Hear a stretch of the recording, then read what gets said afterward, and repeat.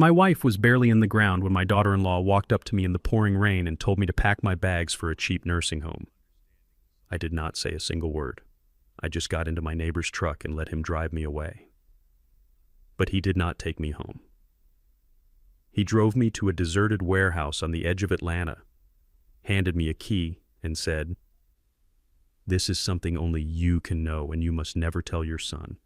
I stood there in shock as I opened the heavy metal door and realized that everything I thought I knew was a complete lie. For the last 2 years, my sweet, gentle wife had been hiding a massive and dangerous secret. Before I tell you what was inside that room, let me know where you are watching from in the comments below. Hit like and subscribe if you believe a mother will do absolutely anything to protect her family. The cold Atlanta rain felt like tiny frozen needles against my dark skin, but I barely noticed it. I was 73 years old and standing over the fresh earth that now covered Yvonne. 45 years of marriage. 45 years of building a quiet life, raising our boy Terrence and sharing every morning coffee. Now it was just me standing alone in a clearing storm. The cemetery was quickly emptying out. Relatives and friends were opening their umbrellas and rushing back to their warm cars, leaving the old widower to his grief. That is when I heard the sharp, impatient clicking of expensive heels striking the wet pavement behind me. It was Savannah. She is the woman my son Terrence married 5 years ago. I did not even need to turn around to know the expression on her face.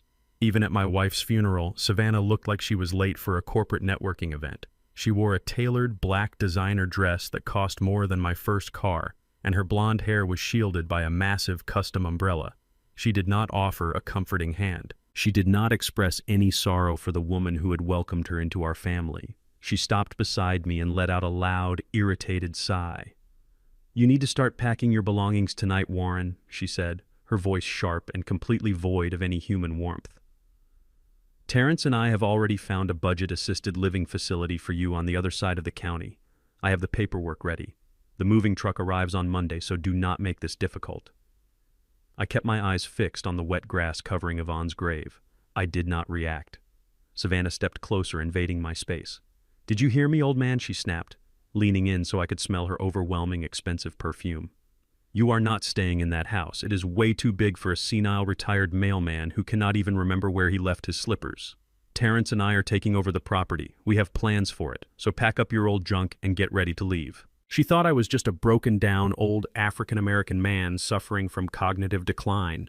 She thought I was nothing but a fragile retired postal worker who spent his days feeding pigeons. That was the persona I had carefully maintained for the last 2 decades.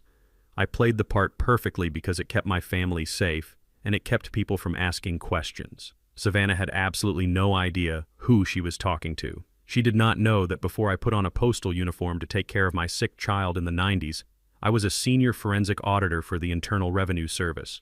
I spent my prime years hunting down corporate embezzlers, dismantling money laundering rings, and destroying arrogant criminals who thought they were smarter than the system.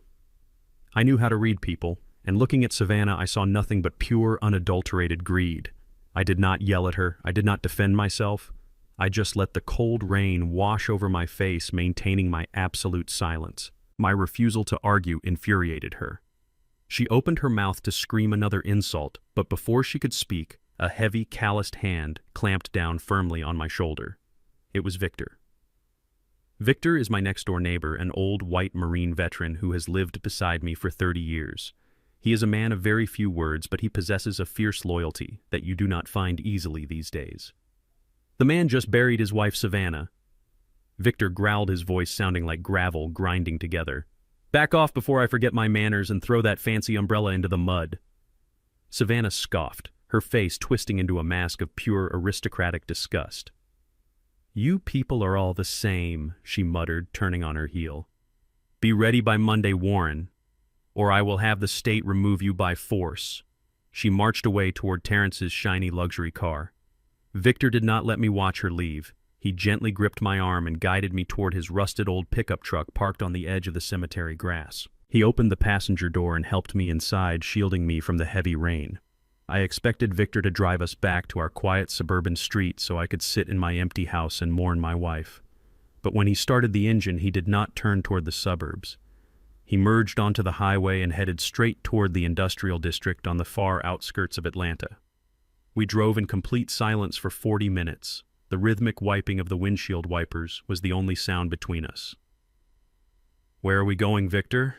I finally asked, my voice hoarse from crying earlier that morning.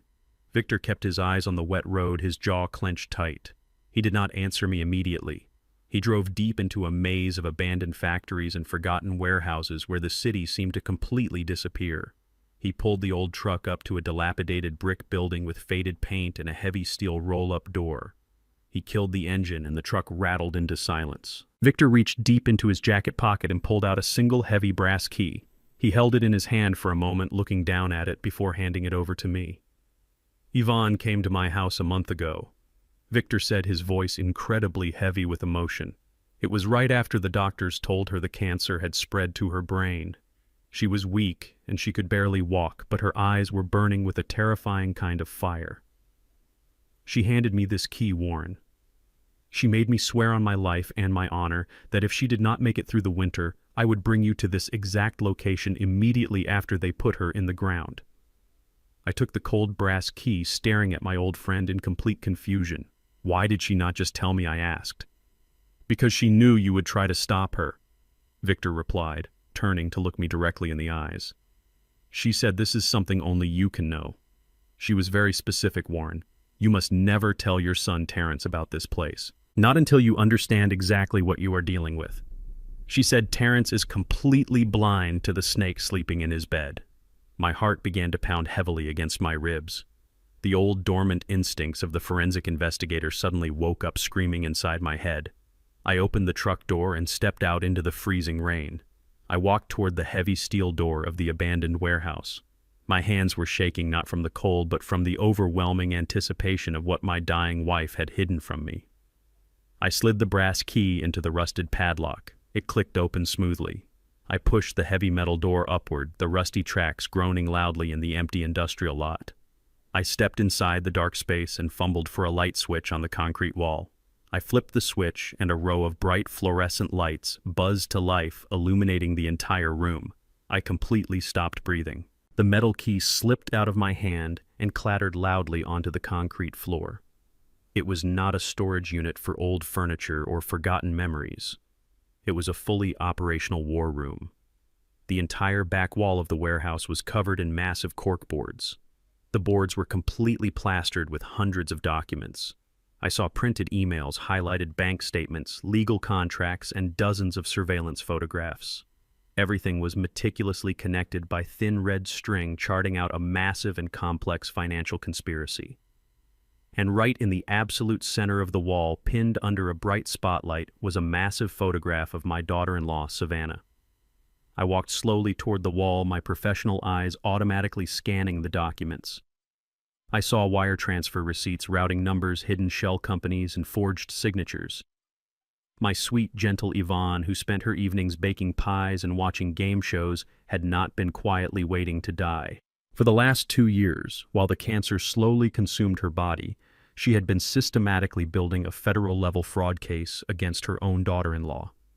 She had been investigating Savannah in complete, absolute silence, gathering the ammunition I would need to wage a war I did not even know had started.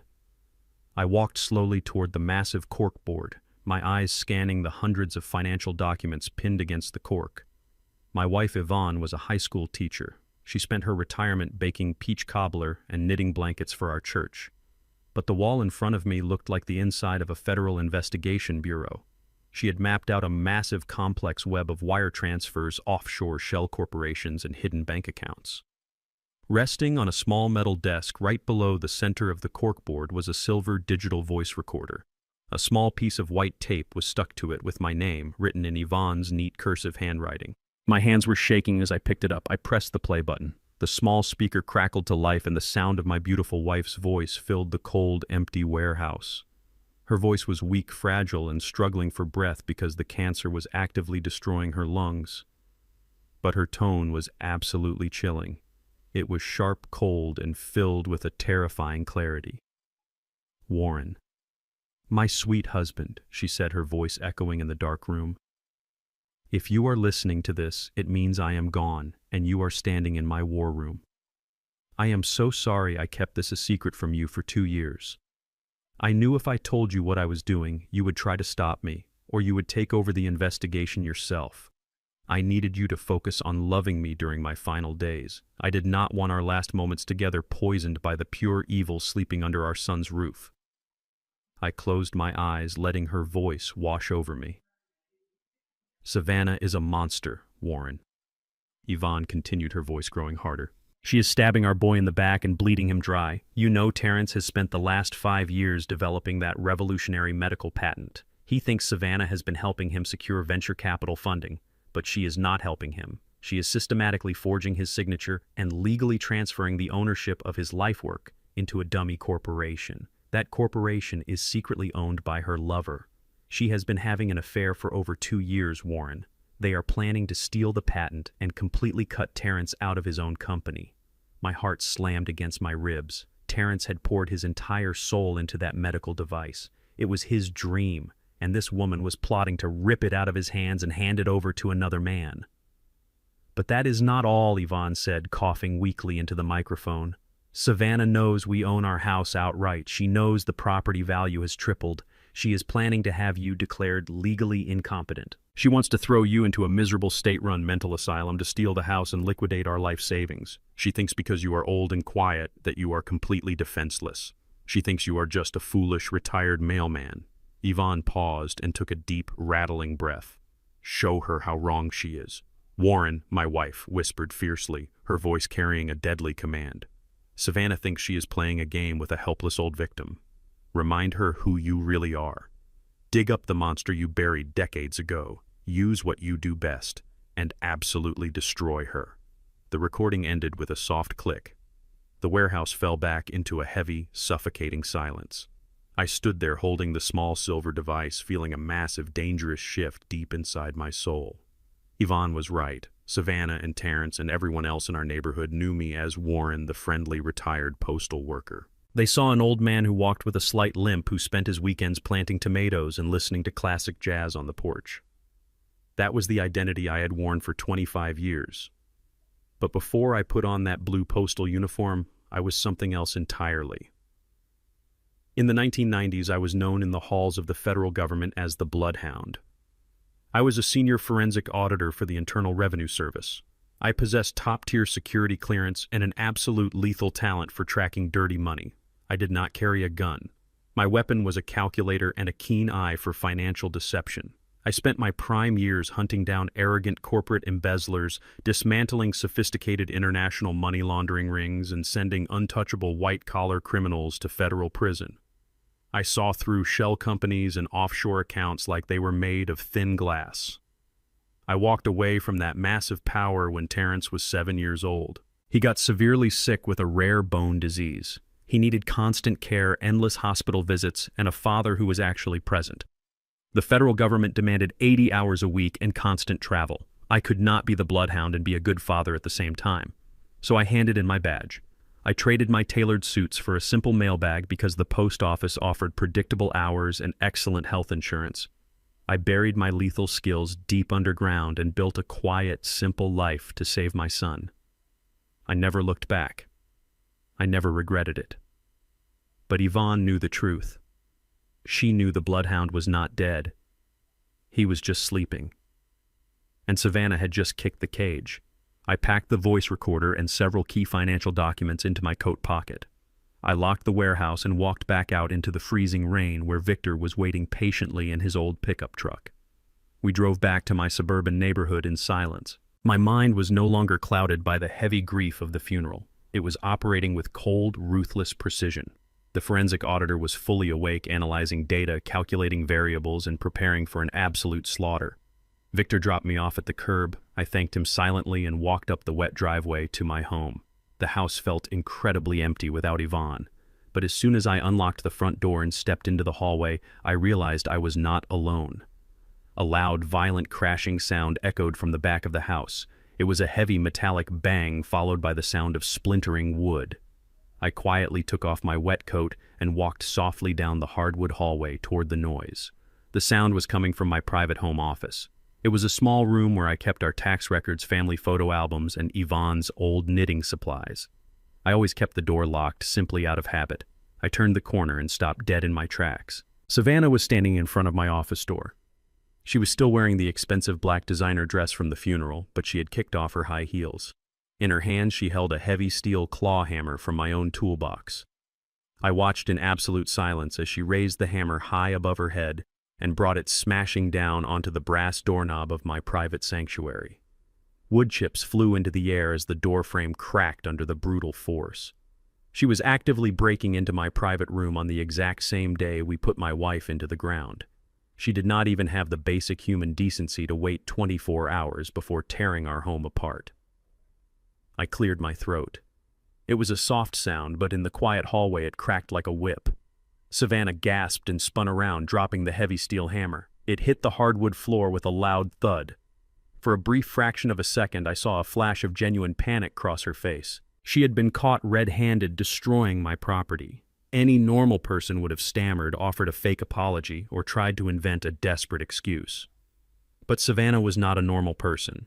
She was a deeply arrogant predator who firmly believed she held absolute power over me. The panic in her eyes vanished instantly.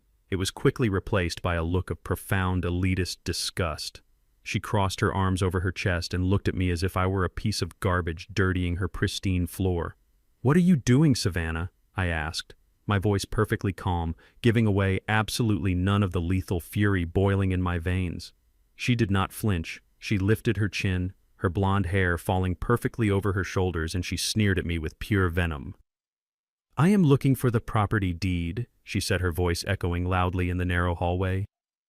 "Do not try to fight this old black man. You are completely powerless here. The psychiatrist is coming tomorrow morning to evaluate your deteriorating mind, and I promise you his medical report will ensure you never step foot in this house again." My wife was barely in the ground when my daughter-in-law walked up to me in the pouring rain and told me to pack my bags for a cheap nursing home.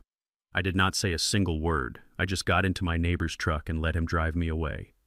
But he did not take me home. He drove me to a deserted warehouse on the edge of Atlanta, handed me a key, and said, "This is something only you can know, and you must never tell your son." I stood there in shock as I opened the heavy metal door and realized that everything I thought I knew was a complete lie. For the last 2 years, my sweet, gentle wife had been hiding a massive and dangerous secret.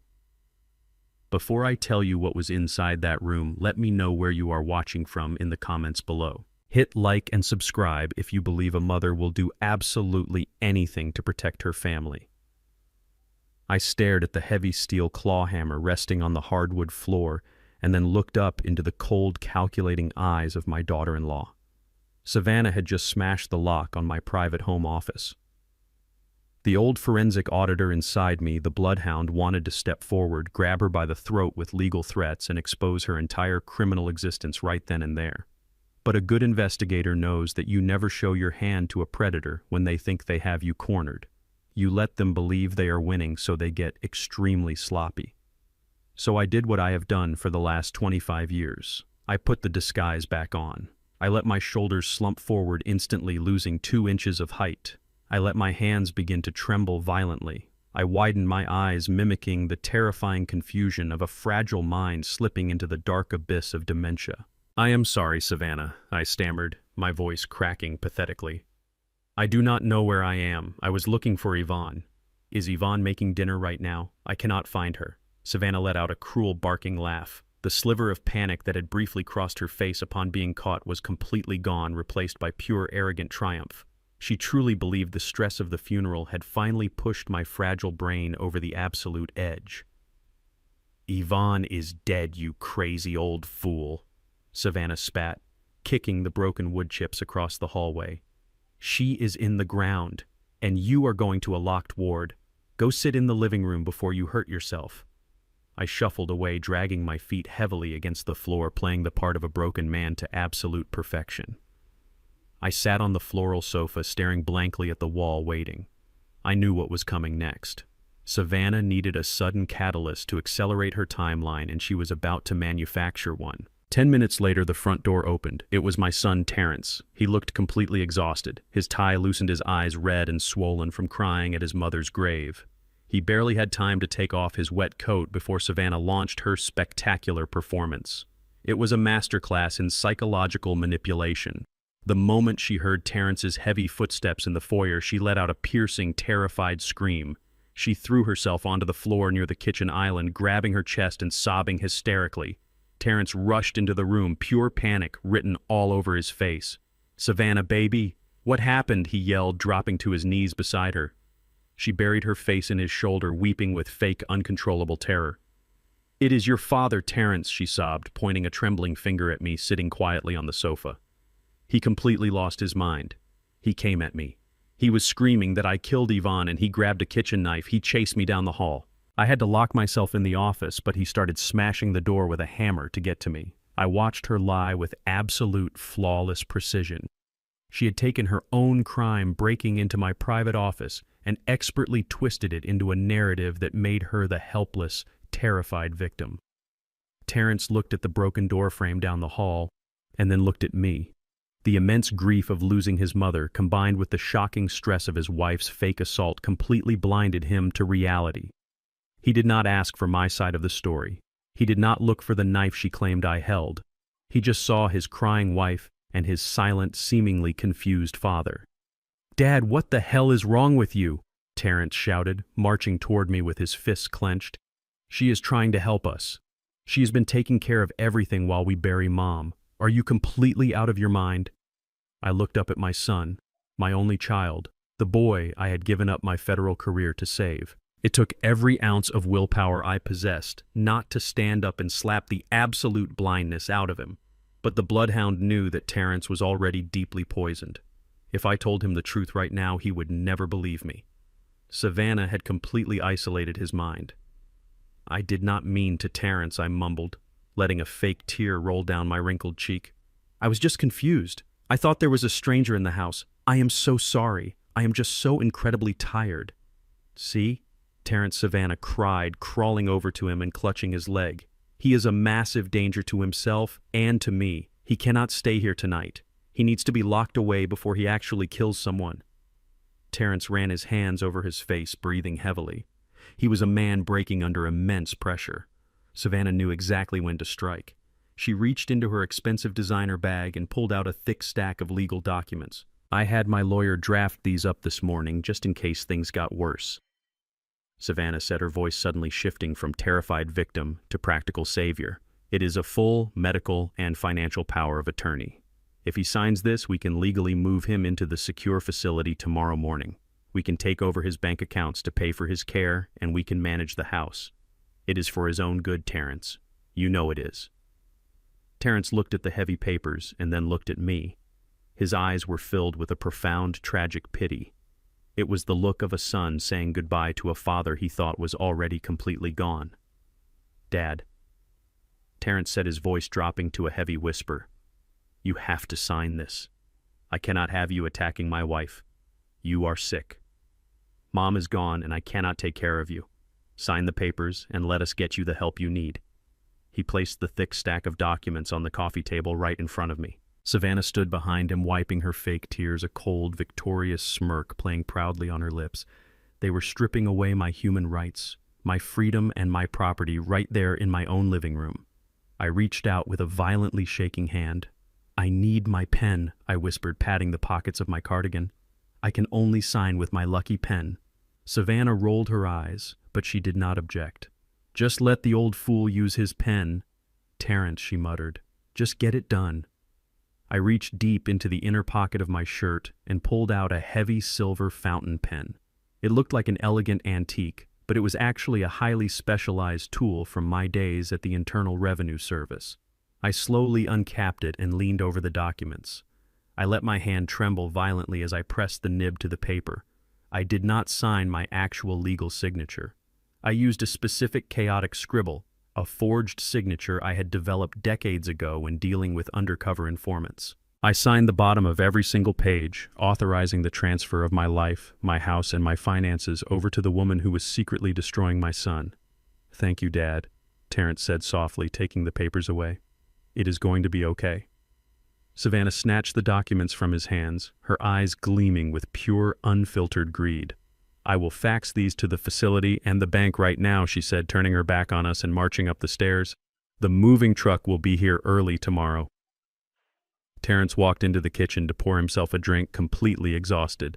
I stayed on the sofa, staring blankly ahead, playing the defeated old man until the sun finally went down and the house fell into a deep, heavy silence. At midnight, when I was absolutely certain Terrence and Savannah were asleep, I dropped the pathetic act. I stood up from my bed, my posture perfectly straight. I walked to my closet and pushed aside the old shoeboxes. I pulled back a loose floorboard and lifted out a heavy steel briefcase locked with a biometric thumbprint scanner. I pressed my thumb against the glass. The case clicked open. Inside, nestled in black foam, were the tools of a master forensic auditor: encrypted laptops, untraceable burner phones, and specialized surveillance equipment. I pulled out a small black cellular phone and dialed a secure satellite number. It rang once before a sharp, familiar voice answered. "I was wondering when you would finally call Bloodhound," the voice said. It was Marcus, an old colleague from the agency who now ran an elite private security firm in downtown Atlanta. "I heard about Yvonne." "I am so sorry, old friend." "Thank you, Marcus," I said, my voice cold, sharp, and commanding. "But right now I need you to run a full trace on a man named Preston. He runs a tech investment fund in the city. He is the parasite sleeping with my daughter-in-law and trying to steal my son's medical patent. I need every bank record, every offshore wire, and every dirty secret he has ever tried to bury." "Consider it done," Marcus replied instantly. "Are you in trouble, Warren? I heard your son is trying to put you in a home." I let out a low, dark chuckle that echoed in the quiet bedroom. "They think they have me, Marcus. My daughter-in-law forced me to sign a full power of attorney this afternoon. She thinks she owns my house and my bank accounts. She thinks she finally won." There was a brief pause on the other end of the line. "But she did not win, did she?" Marcus asked, knowing my methods perfectly. "Not even close," I replied, staring down at the heavy silver fountain pen resting on my nightstand. The pen I used was filled with a highly specialized volatile thermal ink we used back in the 90s. In exactly 24 hours, every single signature on those legal documents is going to completely evaporate into thin air, leaving the pages absolutely blank. Furthermore, the signature I used was mathematically proven to be a forgery. Legally, she holds absolutely nothing but empty paper. I looked out the window at the dark Atlanta sky, feeling the lethal energy of the bloodhound coursing through my veins for the first time in 25 years. "Savannah thinks she is playing a game with a senile old fool," I told Marcus. "But the game has only just begun. I am not just going to stop her. I am going to buy her entire world and burn it to the ground. Get me those files by morning." The hunt was officially on. The morning sun had barely crested the Atlanta skyline when I sat back down in my late wife's hidden warehouse. The air was thick with dust and the smell of aged paper, but my mind was operating with terrifying clarity. I spread out the banking records Yvonne had meticulously gathered over the past 2 years. She had highlighted a recurring sequence of offshore wire transfers. The money Savannah was secretly siphoning from my son's accounts was not just disappearing into a black hole. It was flowing directly into a shell corporation registered in the Cayman Islands. It only took me an hour of cross-referencing digital tax footprints, a skill I perfected decades ago at the agency, to unmask the true owner of that shell company. His name was Preston Sinclair. He was the chief executive officer of Vanguard Tech Ventures. He was a notorious figure in the wealthy elite enclaves of the city. He ran a predatory tech investment fund known for gutting startup companies and casually discarding the founders. He also had a quiet but well-documented reputation for refusing to do honest business with African American entrepreneurs unless he could outright steal their intellectual property. My son Terrence had pitched his revolutionary medical device to Preston's firm 6 months ago. Terrence came home that night completely crushed, believing his prototype had been rejected for lacking market potential. He did not know that his own wife had orchestrated the meeting specifically to hand his blueprints over to her wealthy racist lover. I needed hard evidence. I needed to know exactly when and how they planned to officially launch the stolen patent. In the world of forensic auditing, paper trails tell you where the money went, but audio recordings tell you where the money is going next. I drove my rusted pickup truck to a thrift store on the south side and purchased a faded blue janitorial uniform. I bought a heavy gray trash barrel on wheels and some cheap cleaning supplies. People often wonder what it feels like to be an elderly black man in America. I can tell you it feels like being completely invisible. And when you are a predator hunting your prey, invisibility is your absolute greatest superpower. At 6 in the evening, I walked right through the polished glass doors of the Vanguard Tech Ventures building. The young security guard at the front desk barely glanced up from his smartphone. He saw an old black man pushing a trash cart and his biased mind immediately dismissed me as part of the background scenery. I kept my head down, shuffling my feet slightly, playing the part of a tired old worker perfectly.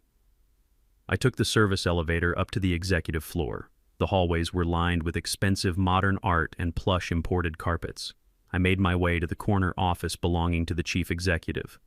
The door was locked, but a simple bump key mechanism I kept in my pocket bypassed the heavy deadbolt in 3 seconds flat. The office was a monument to corporate arrogance. There was a massive mahogany desk, heavy leather chairs, and a panoramic view of the city my people helped build.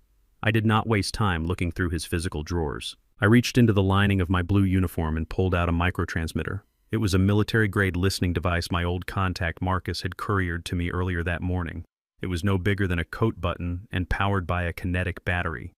I slid my hand under the heavy mahogany desk, feeling for a small hollow space near the central wiring port. I firmly pressed the transmitter into the dark crevice where it would never be found by the cleaning staff or routine security sweeps.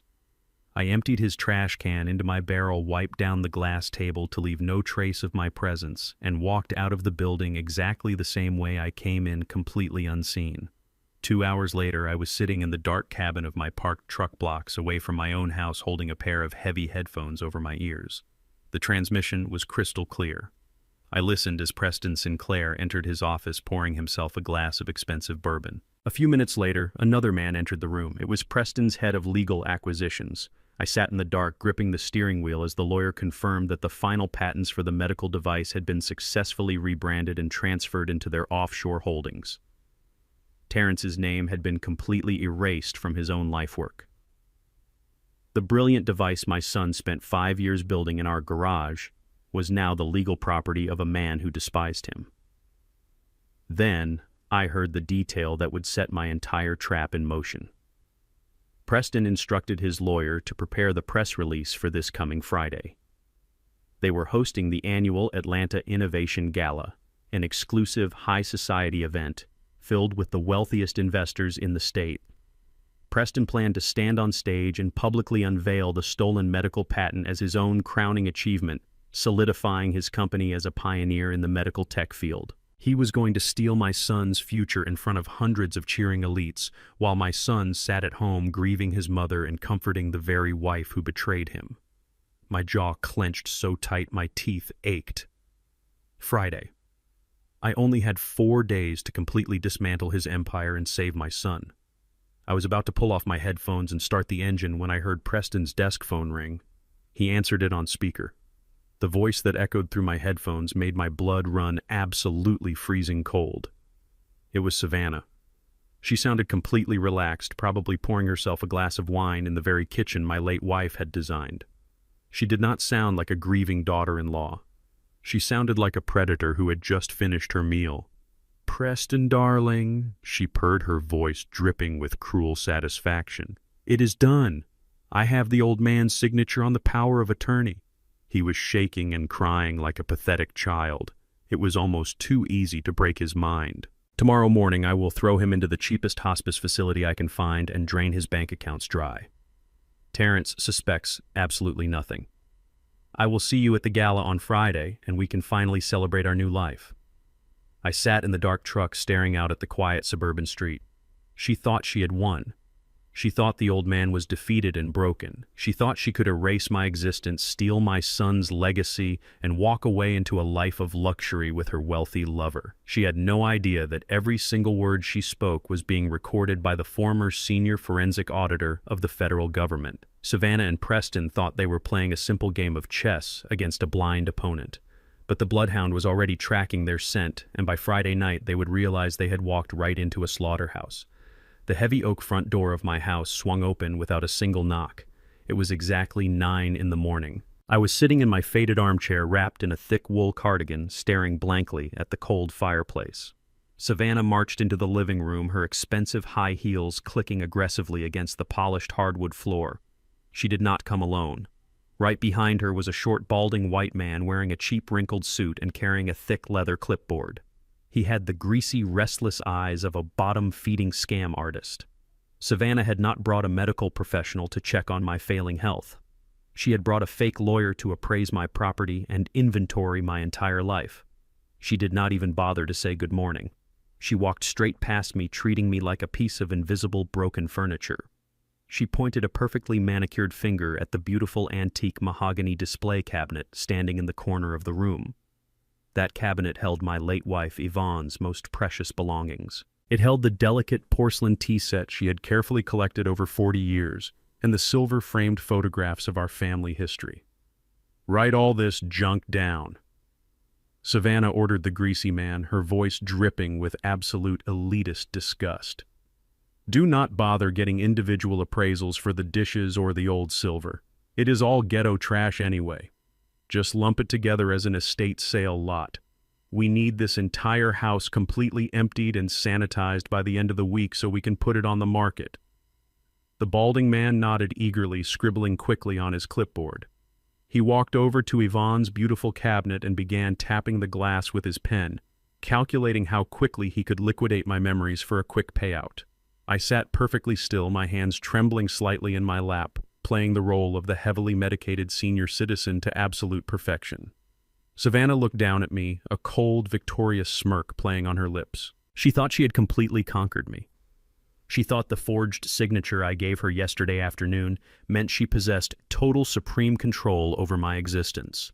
She honestly believed she was standing in a house that belonged entirely to her. What she did not know was that while she was sleeping in her luxurious bed, I had spent the entire night transforming my quiet suburban home into a high-tech federal surveillance trap. Hidden inside the smoke detector, the bookshelf, and the very porcelain teapot she was currently insulting were 6 military-grade micro-cameras. They were actively recording every single word, every arrogant gesture, and every piece of criminal evidence she was generously providing. She was openly conspiring to steal my assets on crystal-clear, high-definition video. I slowly pushed myself up from the armchair, letting my knees buckle slightly. I kept my head down, adopting a look of deep, pathetic submission. "I am going to the kitchen," I mumbled, my voice weak and raspy. "Would you and your guest like a cup of hot tea, Savannah?" Savannah let out a harsh, mocking laugh. She looked at the fake lawyer and rolled her eyes. "Look at him," she sneered loudly, completely ignoring the fact that I was standing right there. Yesterday he was waving a knife like a dangerous lunatic, and today he is trying to play the perfect little host. The dementia is completely rotting his brain. She turned back to me, her eyes hard and devoid of any human empathy. "Make the tea, old man," she commanded. "And make it quick. I have a very busy schedule today and you have a lot of packing to do. Your medical transport arrives tomorrow morning to take you to the secure facility." I shuffled slowly toward the kitchen, dragging my feet across the floor. Once I was safely behind the kitchen counter, out of her direct line of sight, my fragile, trembling demeanor completely vanished. My posture straightened and the cold, calculating energy of the bloodhound returned. I prepared the tea with precise, deliberate movements. I was not making tea to be hospitable. I was setting the stage for a psychological strike. Physical violence is loud and messy, but psychological warfare, when executed perfectly, leaves an enemy completely paralyzed from the inside out. I placed 2 delicate porcelain teacups on a silver serving tray and carried them slowly back into the living room. Savannah was standing by the large bay window, staring out at the front lawn, already planning the expensive landscaping she would do once I was securely locked away in a mental ward. The fake lawyer was busy tapping on the walls, checking the structural integrity of the home they were planning to steal. I approached Savannah, holding the silver tray with violently shaking hands. The porcelain cups rattled loudly against the metal. I stopped right next to her, allowing her to look down on me from her position of absolute arrogant power. She reached out and took a cup from the tray, taking a slow sip without ever saying thank you. She was completely relaxed, utterly confident in her total victory. I looked up at her, my eyes wide and cloudy, performing the role of the confused, helpless victim. Then, without changing my fragile posture or raising my weak, raspy voice, I dropped the absolute bomb. "Are you absolutely sure Preston is going to give you the 50% equity he promised you?" I asked, my tone completely casual, as if I were asking about the weather. The effect was absolutely instantaneous and spectacularly violent. Savannah froze. The delicate porcelain teacup stopped halfway to her mouth. Her breathing completely ceased. I watched the blood rapidly drain from her perfectly made-up face, leaving her skin a horrifying shade of pale gray. Her eyes widened to an unnatural size, staring at me in pure, unadulterated terror. The name Preston hit her like a physical bullet to the chest. Preston was her secret wealthy lover. Preston was the corrupt tech investor she was conspiring with to steal my son's medical patent. Preston was the man she had spoken to on her private phone, completely unaware that I had bugged his office. There was absolutely zero logical reason for an isolated, senile old man in the suburbs to know that specific name or the exact details of their highly illegal corporate equity agreement. Her mind completely short-circuited, trying to process the impossibility of my question. The teacup in her hand began to rattle uncontrollably, splashing hot tea over the rim and onto her expensive designer dress. She did not even notice the burning liquid. What she stammered, her voice a high-pitched, breathless squeak. "What did you just say? Who told you that name?" She stepped closer to me, her arrogant composure entirely shattered. She was desperate, panicking, searching my cloudy eyes for any sign that the broken old man had suddenly transformed into a terrifying threat. The fake lawyer turned around, sensing the sudden massive spike in tension in the room. I looked at her panicked face and I flawlessly executed the pivot. I let my eyes wander aimlessly toward the ceiling. My jaw went slack and I let a confused, foolish smile spread across my wrinkled face. I tilted my head to the side, looking completely lost in a deep mental fog. "Preston," I mumbled, scratching the side of my head with a trembling hand. "Who is Preston?" "I think the neighbor's new dog is named Preston." "Yes, that is it. It is a very loud dog, Savannah. It barks all night long. It makes my head hurt terribly."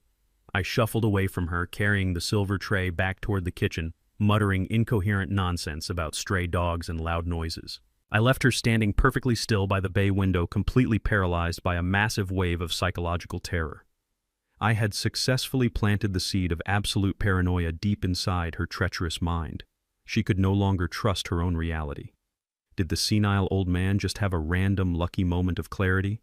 Did he overhear a private phone call while wandering the house? Or was someone else watching her? The doubt would eat away at her confidence like a highly corrosive acid. She would start questioning her secure phone lines. She would start doubting Preston's loyalty, wondering if he had leaked their secret agreement. Savannah was no longer a confident predator hunting a helpless victim. She was now a terrified, paranoid criminal constantly looking over her shoulder.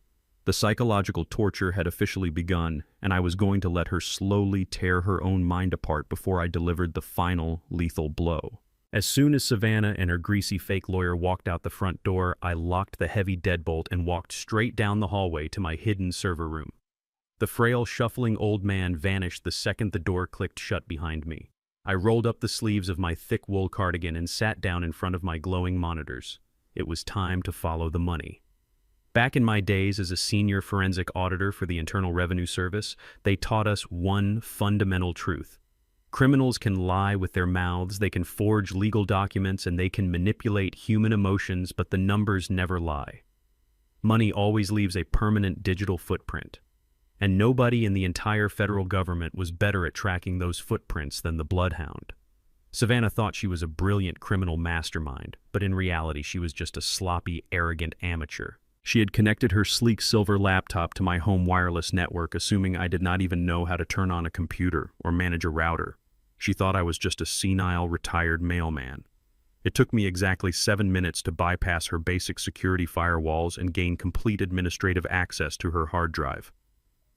I sat in the dark room, my eyes scanning the endless rows of digital files, hidden folders, and financial spreadsheets she thought she had securely buried.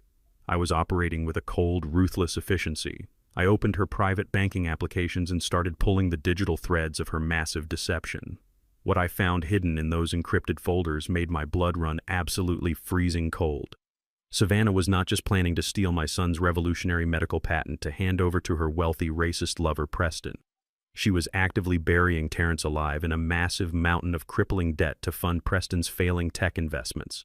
I pulled up a series of high-interest predatory loan applications. Savannah had stolen Terrence's social security number, forged his digital signature, and taken out $200,000 in highly toxic business loans. She had deliberately leveraged his entire medical startup, securing the massive debt against the very laboratory equipment he used to build his prototypes. I leaned closer to the monitor and followed the wire transfers. Every single penny of that $200,000 was quickly funneled through a series of fake vendor invoices and deposited directly into the primary operating account of Vanguard Tech Ventures, Preston's company. She was using my son's stolen credit to keep her lover's arrogant empire afloat. It was a level of financial cruelty that disgusted even a hardened veteran investigator like me. She was bleeding my boy dry and setting him up to take the entire fall when the massive loans eventually defaulted and the bank came to collect. My deep concentration was suddenly shattered by the bright ringing of my cellular phone resting on the metal desk. It was a video call. The name flashing on the screen was Terrence. I took a slow, deep breath, letting the cold, analytical energy of the federal auditor fade into the background. I softened my eyes, slumped my shoulders slightly, bringing the fragile old man back to life, and answered the call. Dad Terrence said, his voice cracking through the small speaker. The image on the screen broke my heart into a million tiny pieces. My brilliant, hard-working son looked completely devastated.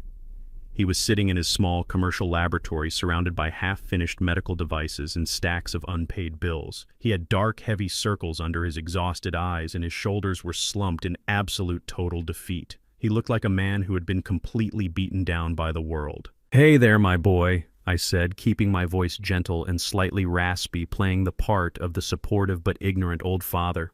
"You look incredibly tired, Terrence. Are you working too hard in the lab again?" Terrence let out a dry, hollow laugh and rubbed his face with his hands. "It is all falling apart, Dad," he whispered, his voice heavy with profound despair. "I do not understand what is happening to me. The company accounts are completely draining. The equipment suppliers are calling me every single morning about missed payments, and I cannot figure out where the capital is going. I review the books and the numbers just do not make any logical sense. I feel like I am losing my mind." He paused, taking a shaky breath, trying to hold back his tears. "Savannah is trying to help me manage the accounting, but she says the medical tech market is just too tough right now.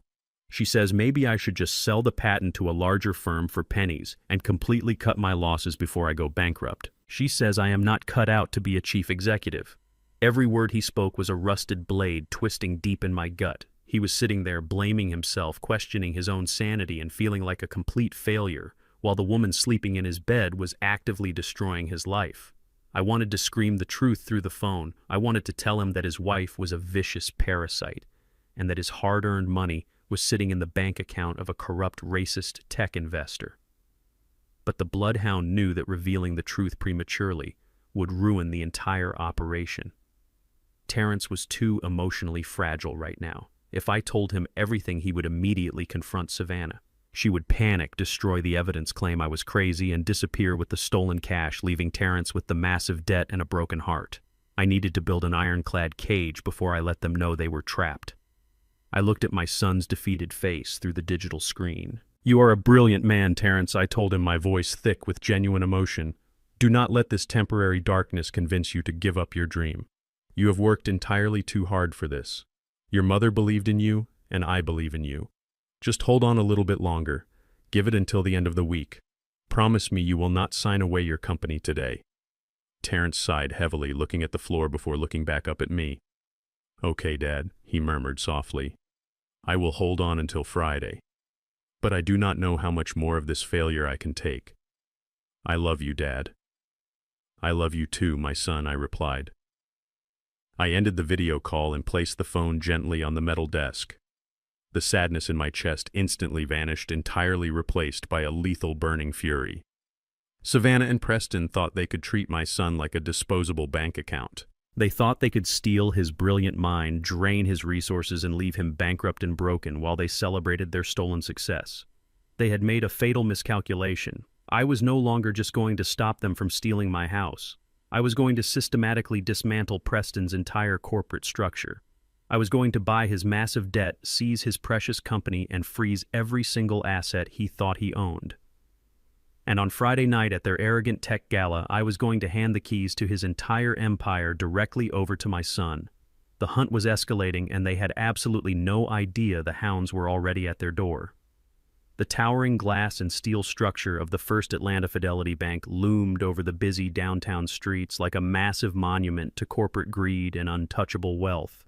It was the premier investment bank in the city, handling the private fortunes of the elite, including the corrupt tech funds managed by Preston Sinclair. I parked my old rusted sedan a few blocks away and walked slowly toward the grand entrance. I was dressed precisely for the part I needed to play. I wore a faded brown wool cardigan that had seen better days, a pair of worn corduroy trousers, and scuffed orthopedic walking shoes. I looked exactly like a fragile 73-year-old black man who had wandered far away from his quiet suburban porch. I pushed through the heavy revolving glass doors and stepped into a lobby that smelled of expensive imported coffee and rich mahogany. The air conditioning was freezing, contrasting sharply with the warm, humid Atlanta air outside. The lobby was filled with men in custom-tailored suits and women carrying designer briefcases. As I shuffled my feet across the pristine marble floor, the bustling noise of the room noticeably dropped. Wealthy clients and sharp young executives glanced at me with expressions ranging from mild confusion to outright elitist disgust. They saw a tired old man from the South Side and instantly decided I was a nuisance, a mistake, a piece of trash that had blown in through the front door. I walked directly to the massive marble reception desk. The young woman sitting behind the monitor wore a sharp blazer and a condescending smile. Before I could even open my mouth, she held up a perfectly manicured hand and spoke to me in the slow, exaggerated tone people use when they think they are talking to a confused child. "Excuse me, sir," she said, her voice dripping with fake professional sympathy. "I think you are in the wrong building. The retail branch where you can cash your Social Security check is 3 blocks down the street. This building is exclusively for corporate and high-net-worth investment clients." I did not raise my voice. I kept my shoulders slumped and my hands resting gently on the marble counter. "I am in the exact right building, miss," I replied, my voice a soft, raspy whisper. "I need to speak with the managing director of corporate acquisitions. I believe his name is Richard Croft." The receptionist let out a short, patronizing laugh. She shook her head and looked around for a security guard. "Sir, Mr. Croft only takes meetings with elite corporate partners. He does not handle personal banking. Please turn around and leave before I have to call someone to escort you outside." I reached into the pocket of my faded cardigan and pulled out a small crumpled piece of paper. I slid it across the smooth marble. "Type that 9-digit routing number into your secure terminal, miss," I instructed gently. "And when your system flashes a red priority override, you are going to pick up your telephone and tell Mr. Croft that he has exactly 3 minutes to clear his entire schedule for me." She rolled her eyes, letting out a loud, annoyed sigh, but she tapped the numbers into her keyboard just to humor the crazy old man. I watched her face closely. In less than 2 seconds, the arrogant smile vanished entirely from her lips. The color drained from her cheeks, leaving her perfectly applied makeup looking like a pale mask. She stared at the computer screen, her mouth slightly open in pure shock. She did not say another word to me. She immediately picked up her phone, her hands trembling violently as she dialed the top floor. 5 minutes later, I was standing inside the sprawling penthouse office of Richard Croft. The room was breathtaking, featuring floor-to-ceiling windows that offered a panoramic view of the entire city. Croft was a man in his late 50s wearing a $3,000 Italian suit and a heavy gold watch.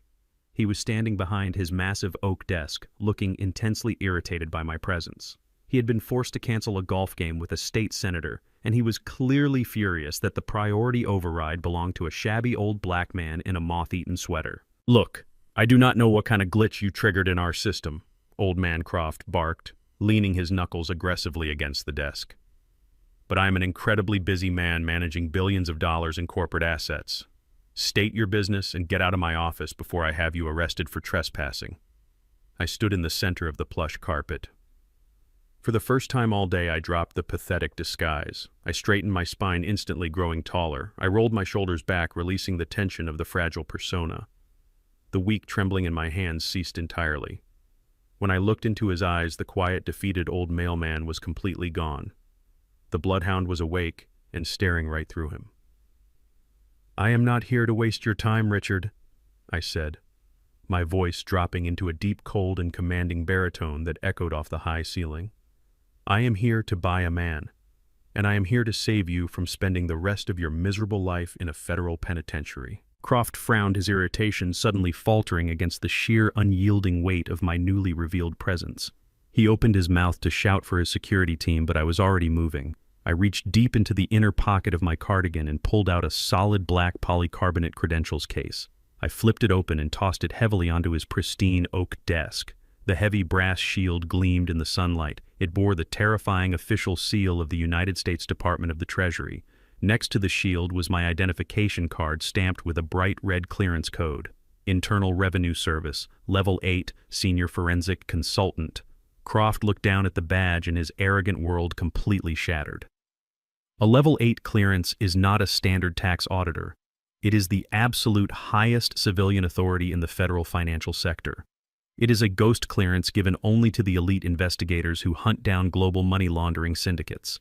A Level 8 agent has the supreme legal authority to freeze an entire banking institution with a single phone call without needing a judge's signature.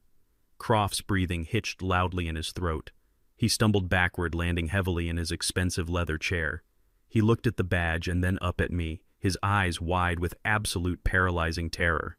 He finally realized that the old black man he had just insulted held the power to destroy his entire legacy in the blink of an eye. Sir Croft stammered, his arrogant corporate vocabulary completely evaporating. I had absolutely no idea. What is the Treasury Department investigating here? We have always complied with federal regulations. We run a clean bank. You run a blind bank, Richard. I corrected him, sharply pulling a thick stack of documents from my coat and slamming it down next to my badge. Preston Sinclair and his firm Vanguard Tech Ventures have been funneling hundreds of thousands of dollars in stolen fraudulent funds directly through your commercial accounts for the last 2 years. He is using your pristine reputation to wash dirty money stolen from the elderly and stolen from vulnerable medical startups. If I make one phone call right now, the federal government will freeze every single asset in this building, and your face will be on the front page of every newspaper tomorrow morning as a co-conspirator in a massive embezzlement ring. Croft was sweating profusely now. Thick beads of moisture gathered on his forehead and rolled down his pale cheeks. He raised his shaking hands defensively. "Please, sir," he begged, his voice cracking with desperation. "Please do not call Washington. I swear to you, I knew nothing about Preston's illegal activities. We will cooperate fully. Tell me exactly what you need me to do to make this go away." I leaned forward, planting my calloused hands firmly on his desk, getting right into his terrified face. "I am going to give you a way out, Richard," I said, my voice a lethal whisper. "You are going to log into your main terminal right now and place a permanent silent federal hold on every single account belonging to Preston Sinclair. He will not be able to withdraw a single penny, and you will not alert him to this hold under any circumstances." "Done!" Croft gasped frantically, tapping his computer keyboard. "It is done. The accounts are frozen." "What else?" I looked at the terrified banker. "Preston heavily leveraged his own company to secure massive business loans from your bank," I explained. "He currently owes you $5 million. He is planning to use a stolen medical patent this Friday to secure new funding to pay you back. I am not going to let that happen." I reached into my pocket one last time and pulled out a certified banking draft. It represented the culmination of 45 years of quiet, disciplined saving by me and my late wife Yvonne. We never bought luxury cars or fancy vacations. We invested, we saved, and we compounded our hidden wealth. It was our secret fortress. I dropped the draft onto the desk. $8 million, I stated coldly. "I am buying the entirety of Preston Sinclair's corporate debt right now. I am purchasing his loans directly from your bank at a premium. You get to wipe a toxic liability off your books and save yourself from a federal money laundering indictment. In exchange, I become the sole primary creditor of Vanguard Tech Ventures. I want the immediate legal authority to seize all of his assets, his company, and his patents the very second he defaults." Croft stared at the incredible sum of money printed on the paper. He looked up at me completely, utterly defeated. He realized I was not just conducting a federal investigation. I was executing a perfectly calculated financial assassination, and I was using his bank as the murder weapon. Croft grabbed his expensive pen with trembling fingers and hastily signed the massive debt transfer agreements, making the transaction completely binding and official. He pushed the heavy legal documents back across the desk toward me. He pulled a silk handkerchief from his pocket and desperately wiped the thick sweat from his forehead. He slowly stood up from his leather chair, completely abandoning his corporate pride. He bent at the waist, executing a deep, subservient bow to the man in the faded brown sweater. "It is completely done," Croft whispered, his voice shaking with a mixture of profound relief and absolute awe. "Understood, Mr. Warren. Preston currently works for you without even knowing it." Thursday morning arrived with a heavy gray sky that perfectly matched the suffocating atmosphere inside my house. I sat at the kitchen table nursing a cold cup of coffee, playing the role of the quiet, oblivious old man. Across the room, Savannah was buzzing with frantic, arrogant energy. She was dressed in a sleek designer pantsuit, packing a small, expensive overnight bag with rapid, excited movements. She was putting on the performance of a lifetime for my completely exhausted son. Terrence was sitting on the edge of the sofa, rubbing his bloodshot eyes. He looked like a man carrying the weight of the entire world on his shoulders. His medical startup was completely bleeding cash, and he still had no idea that the woman standing right in front of him was the one holding the knife. "I am so sorry I have to leave you today, baby," Savannah cooed, walking over and planting a fake affectionate kiss on Terrence's forehead. "This business trip to Chicago was completely unavoidable. The marketing firm needs me to pitch to the new clients. But I promise I will be back by Saturday morning to help you deal with your father." Terrence nodded blindly, completely trusting the monster he had married. "Just go and knock their socks off, Savannah," he murmured, his voice thick with profound fatigue. "I will hold down the fort here. Have a safe flight." She was not going to Chicago. She was not going to pitch to new clients. Savannah was checking into a luxury suite at the Midtown Plaza Hotel, preparing for the massive tech gala she and her racist lover Preston were hosting that very evening. Tonight was the night they planned to stand on a brightly lit stage and publicly unveil my son's stolen medical patent to a room full of wealthy investors. She was kissing my son goodbye while actively planning his absolute professional and emotional destruction. Terrence grabbed his briefcase and walked out the front door, heading to his laboratory for another day of miserable failure. The heavy door clicked shut behind him.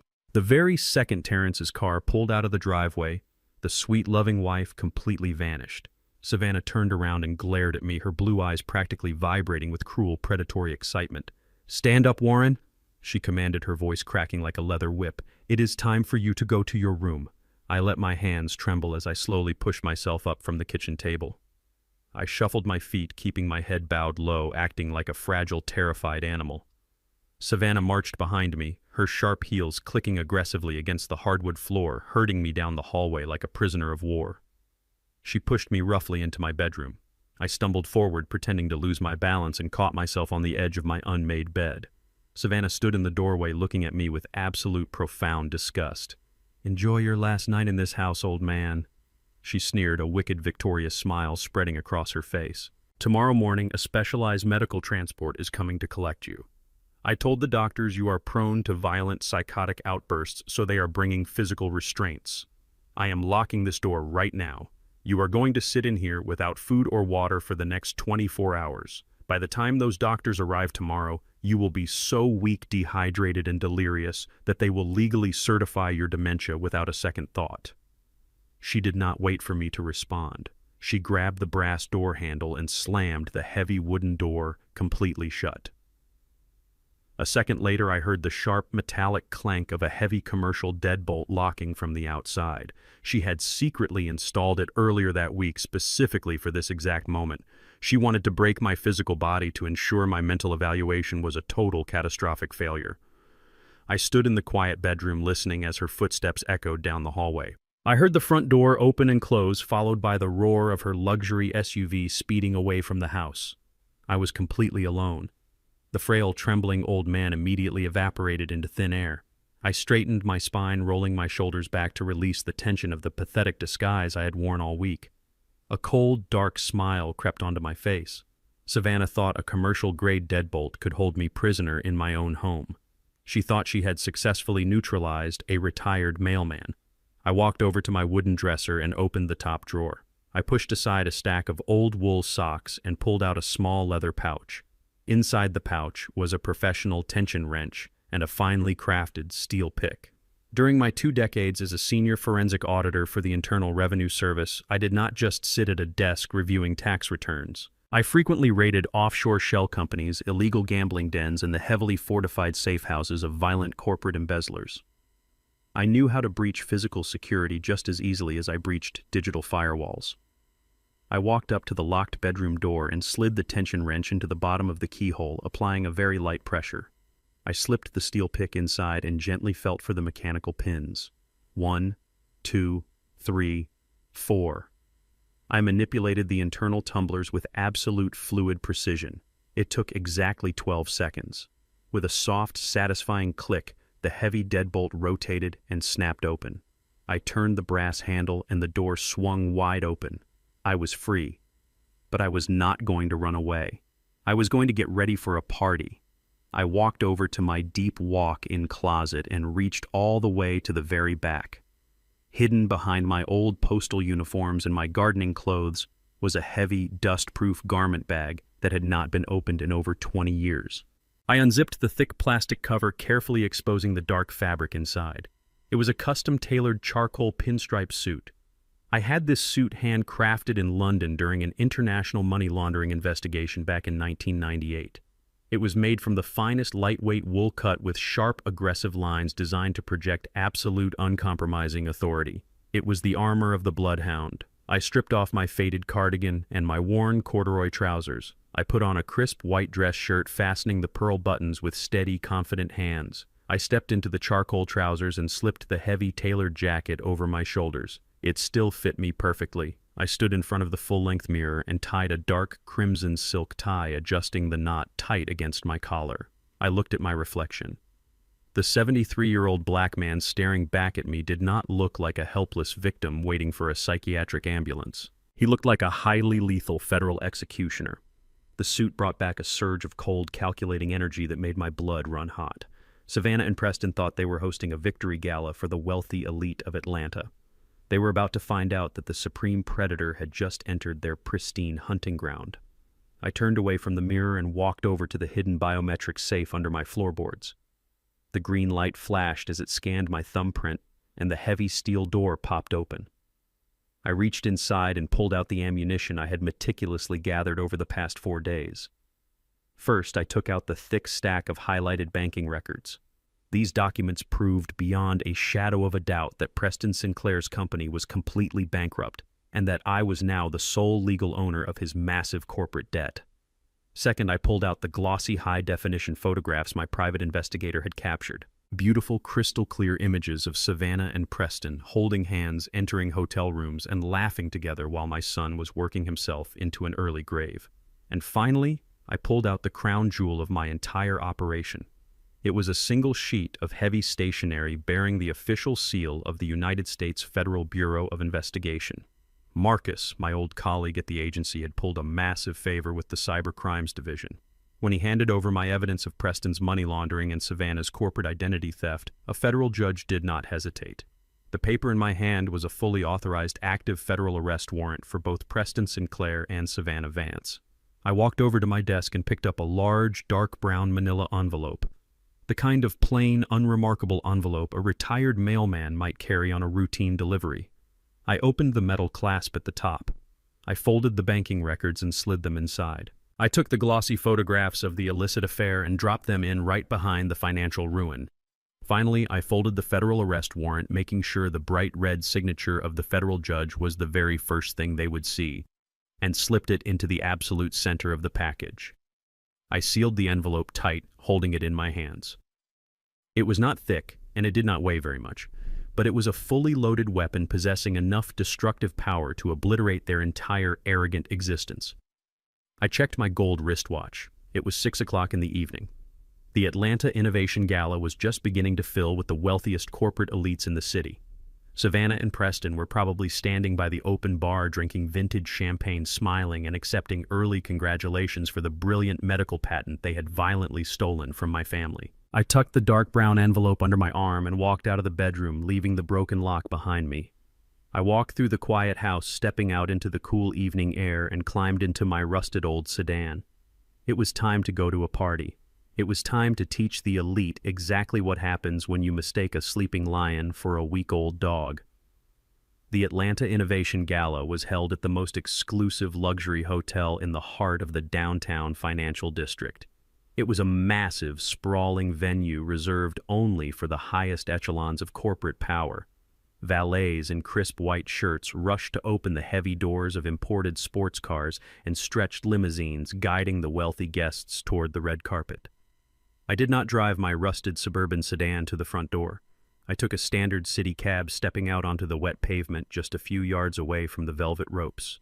The crisp evening air felt electric against my skin. I adjusted the lapels of my charcoal pinstripe suit, the armor I had not worn in over 2 decades, and walked right past the line of waiting billionaires with the supreme confidence of a man who owned the very ground they stood on. I pushed open the heavy brass double doors and stepped into the grand ballroom. The sheer opulence of the room was designed to intimidate. Massive crystal chandeliers hung from the vaulted ceilings, casting a brilliant golden light over the sea of wealthy guests. Waiters glided silently across the polished marble floors, carrying silver trays of vintage champagne and delicate appetizers. But the most prominent feature in the room was a giant digital banner projecting across the back wall. It read, "Vanguard Tech Ventures, the future of medical innovation." Directly beneath that banner, resting on a lighted pedestal, was a sleek glass display case holding the prototype of the revolutionary medical device my son Terrence had spent 5 agonizing years building in our garage. They were actively celebrating the theft of my son's life work. They were preparing to publicly claim his absolute genius as their own. The room was packed tightly with the elite class of Atlanta. Venture capitalists, powerful politicians, and arrogant corporate titans mingled and laughed. It was a sea of wealthy white privilege. They were sipping expensive champagne and exchanging fake pleasantries, completely unaware that they were currently celebrating a massive federal crime. And then I stepped fully into the light. Even in my immaculate custom-tailored suit, I stood out like a blaring warning siren. I was a 73-year-old African-American man stepping uninvited into a highly guarded sanctuary built on generational wealth and systemic exclusion. The gentle hum of the classical string quartet continued to play from the corner, but the arrogant conversations nearest to the grand entrance suddenly died down. Eyes turned toward me. I felt their heavy, judgmental stares scanning my face, my skin, and my completely unapologetic presence. They did not see a retired federal investigator capable of destroying their financial portfolios.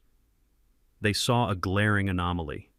They saw an old black man who must have surely wandered past the security desk by mistake. The subtle whispers of prejudice rippled through the crowd. I did not shrink under their heavy gazes. I did not lower my head. I walked forward with the slow, deliberate, and utterly terrifying stride of an apex predator returning to his natural hunting ground. I scanned the massive room, searching for my targets. Right in the absolute center, standing on a slightly elevated platform, were the 2 people I had come to utterly destroy. Preston Sinclair.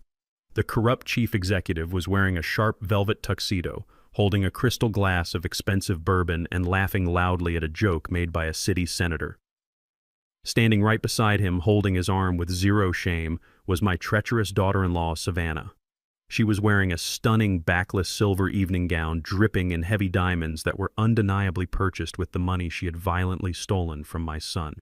They were holding court, receiving early congratulations for the brilliant medical project they were about to publicly unveil. Savannah turned her head to grab another glass of champagne from a passing waiter. As she turned, her eyes swept casually across the ballroom floor. Her gaze locked directly onto mine.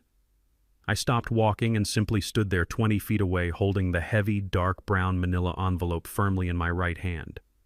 The bright, triumphant smile on her perfectly made-up face instantly shattered into a million jagged pieces. Her eyes widened in absolute shock and pure, unadulterated panic. Her brain simply could not comprehend what she was looking at. In her twisted and cruel reality, I was supposed to be securely locked inside my dark bedroom, starving, severely dehydrated, and descending into total mental madness, waiting for a psychiatric ambulance to carry me away at dawn. Yet here I was, standing tall, powerful, and impeccably dressed, infiltrating her perfect night of stolen glory. The panic quickly morphed into a furious, violent rage. She whispered something urgently to Preston, dropped his arm, and marched aggressively through the wealthy crowd toward me. Her silver dress flowed behind her like a toxic storm cloud. She stopped just inches from my face, completely ignoring the curious, disgusted stares of the wealthy investors standing nearby. She kept her voice to a harsh, venomous whisper, desperately trying to avoid making a public scene, but her body was literally shaking with fury. "What in the hell are you doing here?" she hissed, her blue eyes flashing with pure, unfiltered hatred. How did you get out of that locked room? Who let this savage old man inside this building? You are supposed to be locked away, you crazy senile fool. You are ruining everything." I did not answer her. I just looked down at her with a calm, empty expression, letting her toxic anger boil over. My total silence infuriated her even more. She looked around frantically, her chest heaving, ready to signal for the hotel security team. "You are completely out of your mind," Savannah spat, leaning closer so I could smell the sweet vintage champagne on her breath. "You are a pathetic, broken old man, and you are ruining the most important night of my entire life.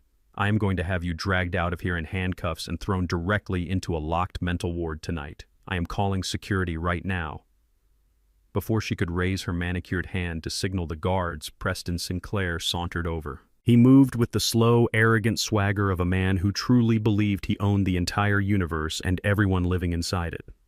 He looked me up and down, taking in my vintage pinstripe suit and my remarkably calm demeanor. He let out a loud, patronizing scoff. His face was a mask of supreme racial and financial superiority. "Is this the pathetic father-in-law you were telling me about, Savannah, Preston?" asked, his voice dripping with absolute contempt and mocking amusement. "The retired mailman who is completely losing his fragile little mind." Savannah nodded, her hands clenched into tight fists.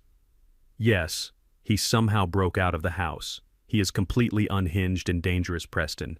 We need to get him out of here right now before he starts screaming and ruins the entire presentation for the investors." Preston took a slow, confident sip of his bourbon and smiled a cold, cruel smile.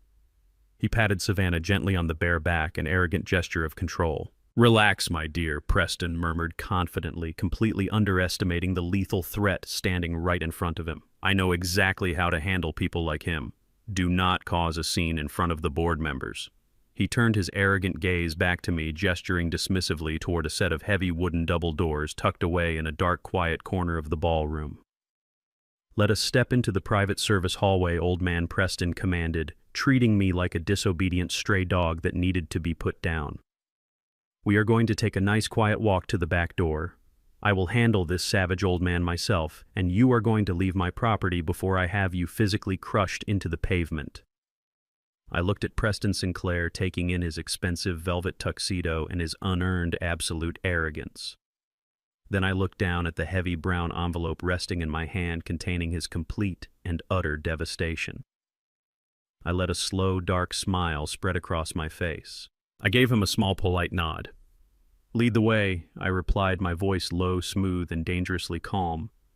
I followed them away from the bright lights and the classical music, stepping into the quiet shadows of the service corridor, completely ready to burn their entire arrogant world to ashes. The heavy wooden double doors swung shut behind us, completely cutting off the elegant classical music and the loud, obnoxious laughter of the wealthy elite. The service corridor was stark and cold, illuminated by harsh fluorescent lights that buzzed faintly overhead. It was a massive visual contrast to the golden opulence of the grand ballroom we had just left. This was the hidden underbelly of the luxury hotel, a place meant for the invisible workers, the maintenance staff, and the discarded trash.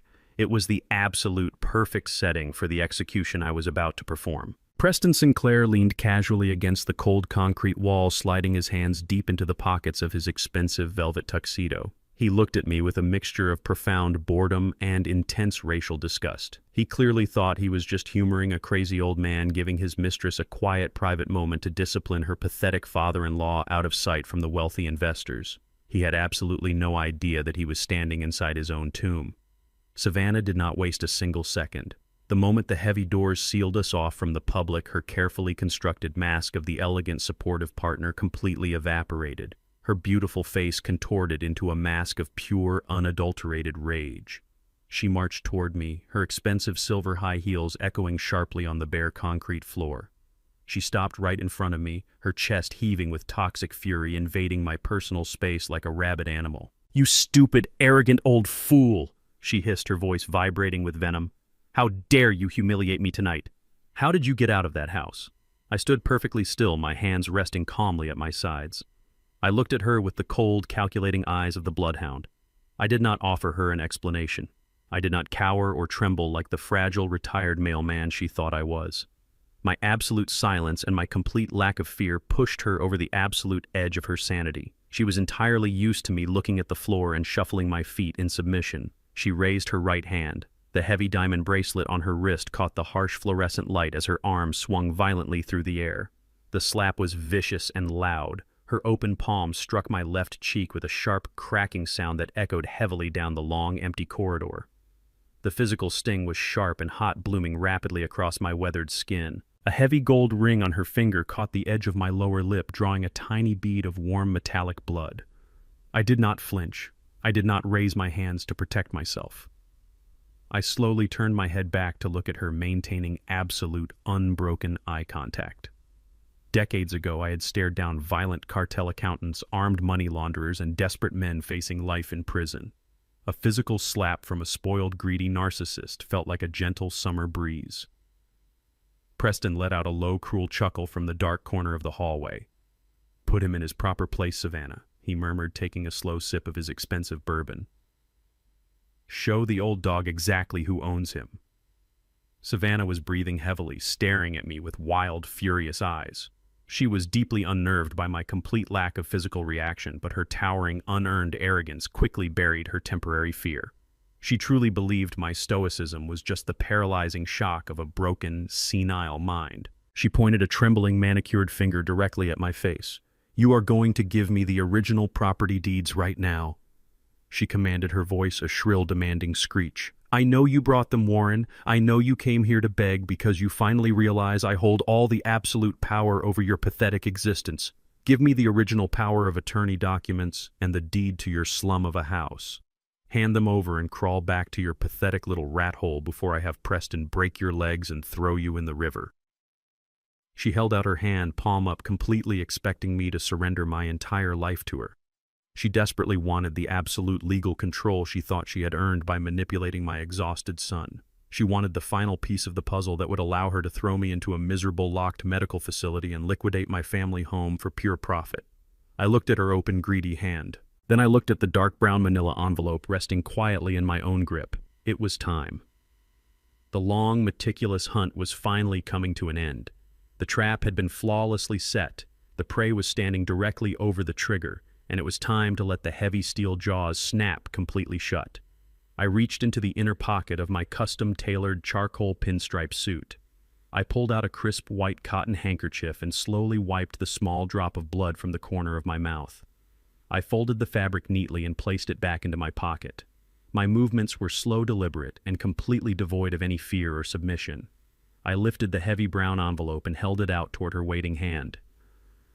"Here you go, Savannah," I said, my voice dropping into a low, smooth, and terrifyingly calm baritone. "I brought exactly what you asked for. Your entire property, your beautiful future, and everything you have ever worked for is waiting for you right inside this envelope." Savannah let out a loud, arrogant scoff. She snatched the brown envelope from my hand with the desperate, greedy swiftness of a starving vulture stealing a piece of meat. A smug, victorious smile instantly returned to her perfectly made-up face. She looked over her shoulder at Preston, holding the cheap envelope up in the air like a massive golden trophy. "You see, Preston," she gloated, her voice dripping with toxic triumph. "I told you he was just a weak, pathetic old coward. All you have to do is show these people a little bit of force and they fold like cheap paper. He actually brought the deeds. He is finally surrendering to us." Preston smirked, swirling the amber liquid in his crystal glass. "Good girl," he praised her, completely oblivious to the massive storm currently hovering directly over his head. "Now check the signatures and let us get back to the party. The wealthy investors are waiting for the big reveal." Savannah turned her full attention back to the brown envelope. She gripped the metal clasp at the top and aggressively ripped the seal open. The sound of the thick paper tearing echoed loudly in the quiet service hallway. It was a sharp, violent noise, the sound of a curtain rising on a beautiful, devastating tragedy. She slid her long, manicured fingers deep inside the opening. She was entirely expecting to feel the familiar texture of standard real estate contracts or the heavy stock of a certified property deed. She was anticipating the final legal document that would fund her lavish lifestyle and secure her complete escape from my son Terrence. She pinched the thick stack of folded documents and eagerly pulled them out into the harsh fluorescent light. I watched her face with intense clinical fascination. It happened in absolute slow motion. Her blue eyes eagerly scanned the top of the very first page, expecting to see the logo of a local property lawyer or the stamp of a county clerk. Instead, her arrogant, victorious eyes locked onto the heavy, terrifying official seal of the United States federal government. The smug, superior smile that had been plastered across her face did not just fade away. It instantly froze and shattered as if her entire skull had been submerged in liquid nitrogen. Her breathing completely stopped. The color drained from her skin so incredibly fast she looked like a walking corpse. She stared at the bold, heavy black text printed across the top of the page. It was not a deed to my house. It was not a power of attorney granting her control of my life. It was a massive federal asset seizure order issued directly by the Federal Bureau of Investigation and fully authorized by the Department of the Treasury. And right below the terrifying federal header, clearly highlighting the exact reason for her absolute ruin, was her own name printed in bold ink next to the words corporate espionage and massive financial fraud. Her trembling fingers fumbled blindly, feeling the weight of the undeniable reality resting in her hands. She was holding the exact legal instrument of her own total destruction, and the look of pure, unadulterated horror in her eyes was the most beautiful thing I had ever seen. Savannah stood frozen in the harsh fluorescent light of the service corridor. Her breathing had completely stopped. The heavy federal asset seizure order resting in her perfectly manicured hands was not just a piece of paper. It was a mirror reflecting the absolute end of her luxurious existence. I watched her perfectly constructed, arrogant reality violently fracture into a million irreparable pieces. Her eyes darted wildly across the bold black ink, trying desperately to find a mistake or a punchline to a sick joke. But the United States Federal Bureau of Investigation does not make jokes about corporate espionage and massive financial fraud. The sheer weight of the truth finally crushed her fragile spine. Her hands began to shake with a violent, uncontrollable tremor. The thick stack of legal documents slipped through her numb fingers. They scattered across the cold concrete floor like dead leaves falling from a rotting tree. She stumbled backward, her silver high heels scraping harshly against the floor, until her back hit the cold concrete wall. She could not speak. Her throat was completely paralyzed by the suffocating grip of pure, unadulterated terror. She slowly slid down the wall until she was sitting on the dirty concrete. Her expensive silver evening gown completely ruined her hands, clutching her chest as she gasped for air. Preston Sinclair was still leaning casually against the far wall, swirling the expensive amber bourbon in his crystal glass. He had been watching the exchange with a look of mild irritation. In his deeply arrogant and privileged mind, he assumed Savannah was just having a dramatic emotional reaction to a stubborn old man. He thought I had brought a fake deed or an outdated will to try and negotiate a pathetic compromise. He let out a loud, annoyed sigh, rolling his eyes at the sudden mess of papers scattered across his pristine service hallway. "Savannah, what in the world is wrong with you?" Preston muttered, his voice dripping with condescending impatience.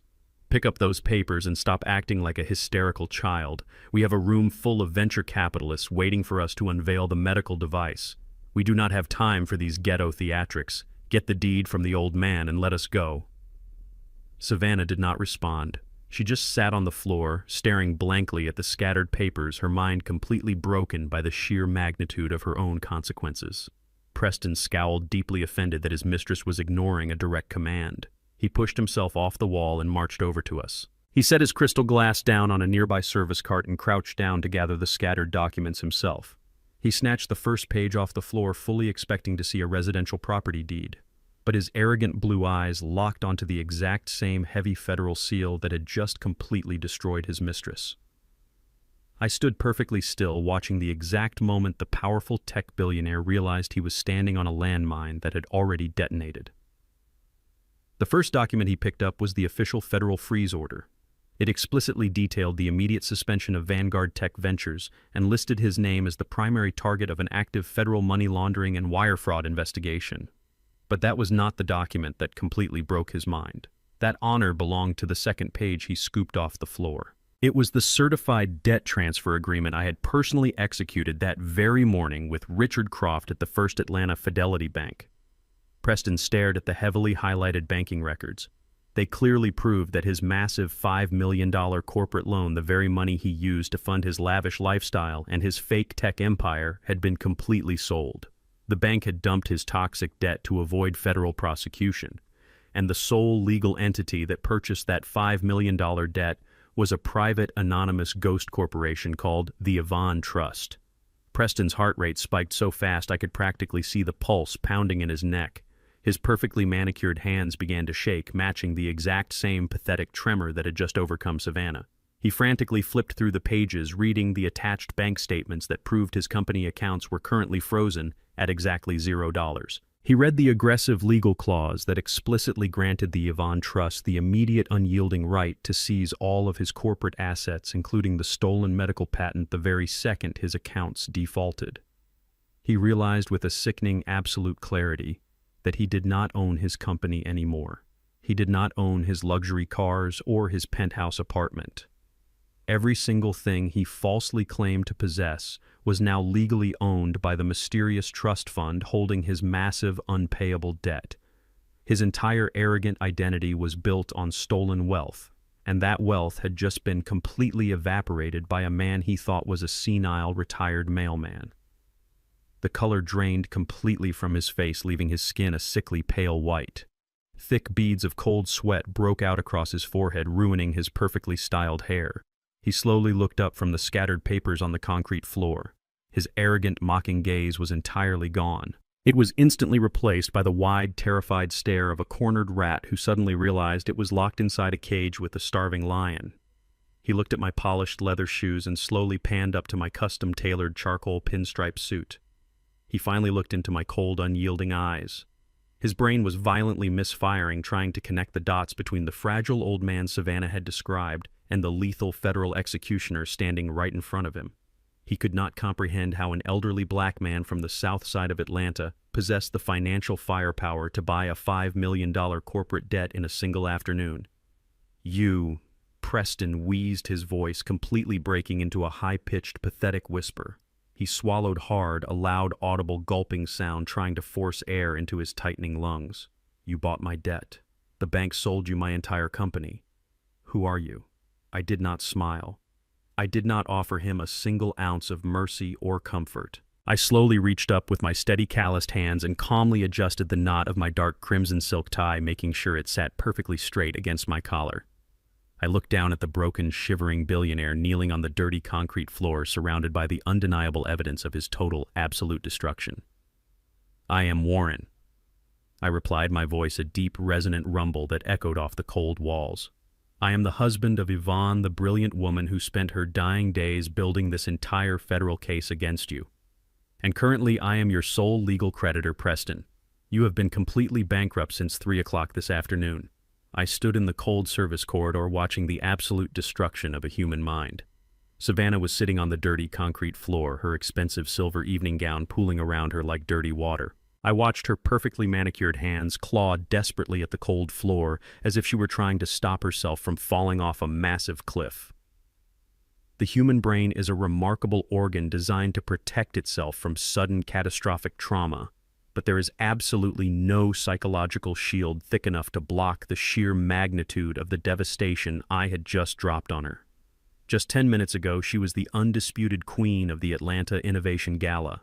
She was dripping in stolen diamonds, sipping vintage champagne, and preparing to step onto a brightly lit stage to claim my son's brilliant medical patent as her own.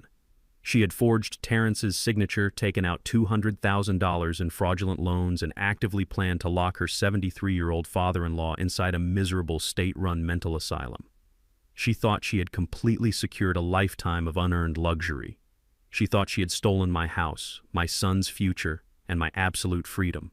But the heavy federal documents scattered across the floor told a completely different story. In the span of a few agonizing seconds, her entire delusional universe was violently ripped away. She did not just lose the stolen medical company. She lost the stolen money, the luxury lifestyle, and the total control she thought she had over my family. She was no longer a wealthy socialite. She was an exposed federal criminal staring down the barrel of a decade in a maximum security penitentiary. The realization hit her central nervous system like a massive physical blow. Her breathing became incredibly shallow and rapid.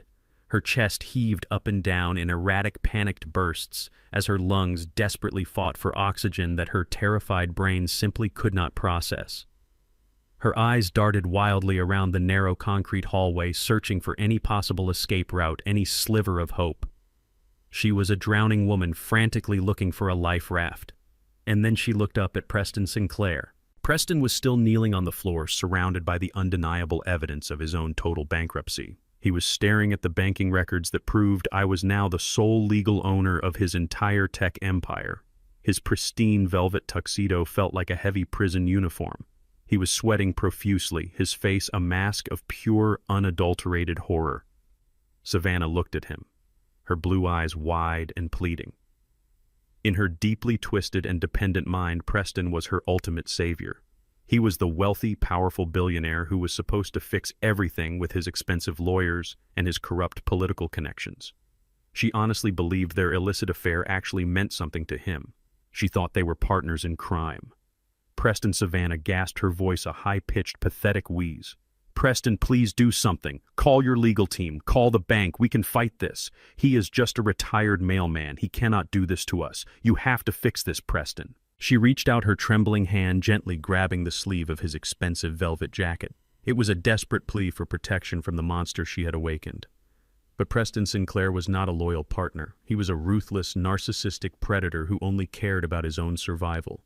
And right now, the woman holding onto his sleeve was the exact reason his entire $5 million empire was currently burning to the ground. He looked at Savannah's trembling hand, and then he looked at her terrified face. The profound fear in his eyes instantly rapidly mutated into a dark, explosive, and violently toxic rage.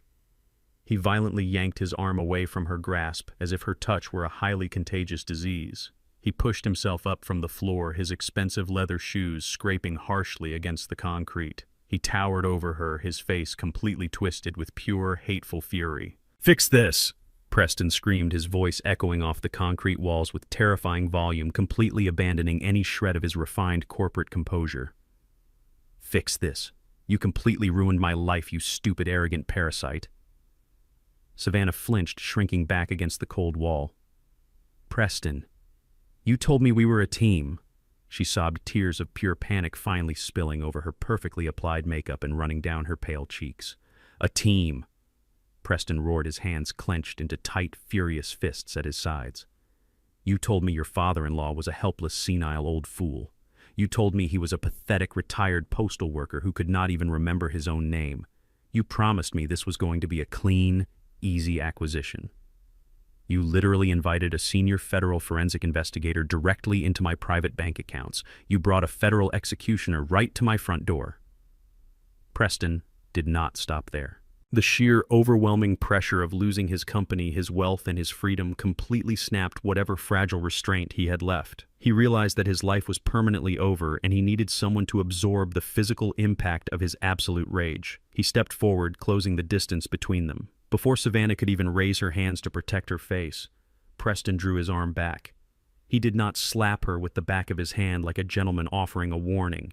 He struck her with a vicious open palm, channeling every single ounce of his terrifying anger and complete despair into the physical blow. The sound of the impact was sickeningly loud. It cracked through the quiet service corridor like a gunshot. The sheer brutal force of the slap caught Savannah squarely across the jaw, snapping her head violently to the side. Savannah let out a sharp, agonizing cry. The impact completely lifted her off her precarious balance. She was thrown sideways, her body crashing hard against the unforgiving marble and concrete floor. She landed in a tangled heap of expensive silver fabric and ruined dignity. Her designer diamond earrings clattered against the stone.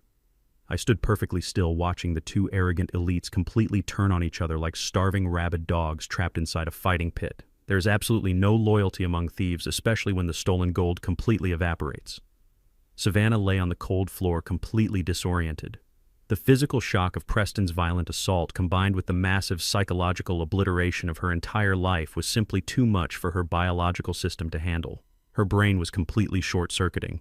She tried to push herself up using her trembling arms, but her muscles entirely refused to obey her commands. Her elbows buckled and she collapsed back onto the dirty floor. She began to hyperventilate.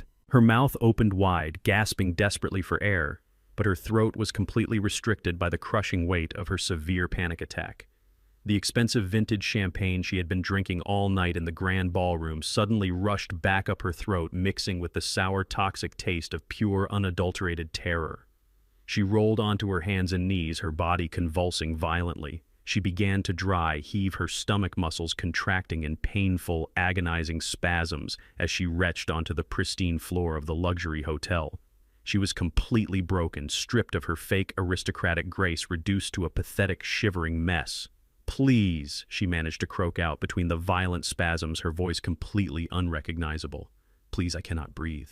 I did not offer her a glass of water. Preston did not kneel down to comfort her. We both just stood there, watching her completely drown in the suffocating ocean of her own devastating consequences. Savannah let out one final, desperate, rattling gasp. Her eyes rolled completely back into her head, exposing the terrifying white sclera as her overloaded nervous system finally initiated an emergency shutdown. Her arms gave out completely. Her head slumped forward, hitting the cold floor with a dull, heavy thud. She passed out cold. Her body lay perfectly limp on the dirty concrete floor of the service corridor, completely unresponsive.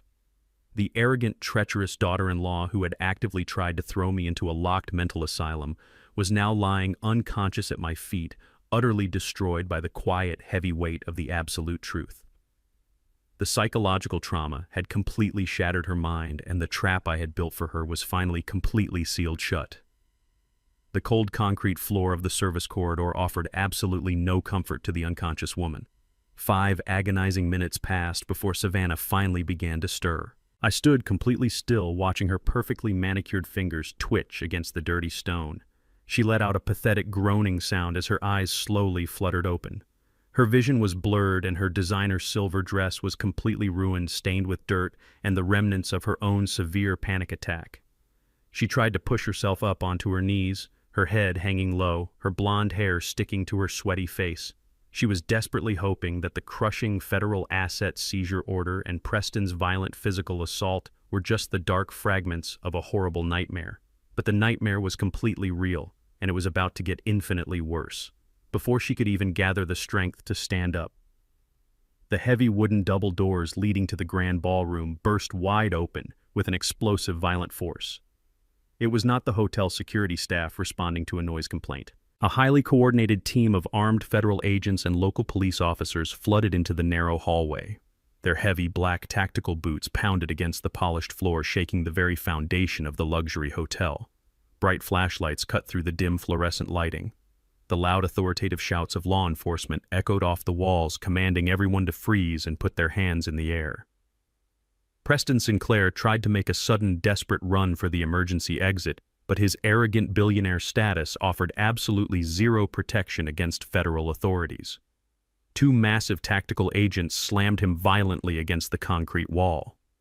The sickening crunch of his expensive velvet tuxedo hitting the hard stone was immediately followed by the sharp, heavy metallic click of cold steel handcuffs locking tightly around his wrists.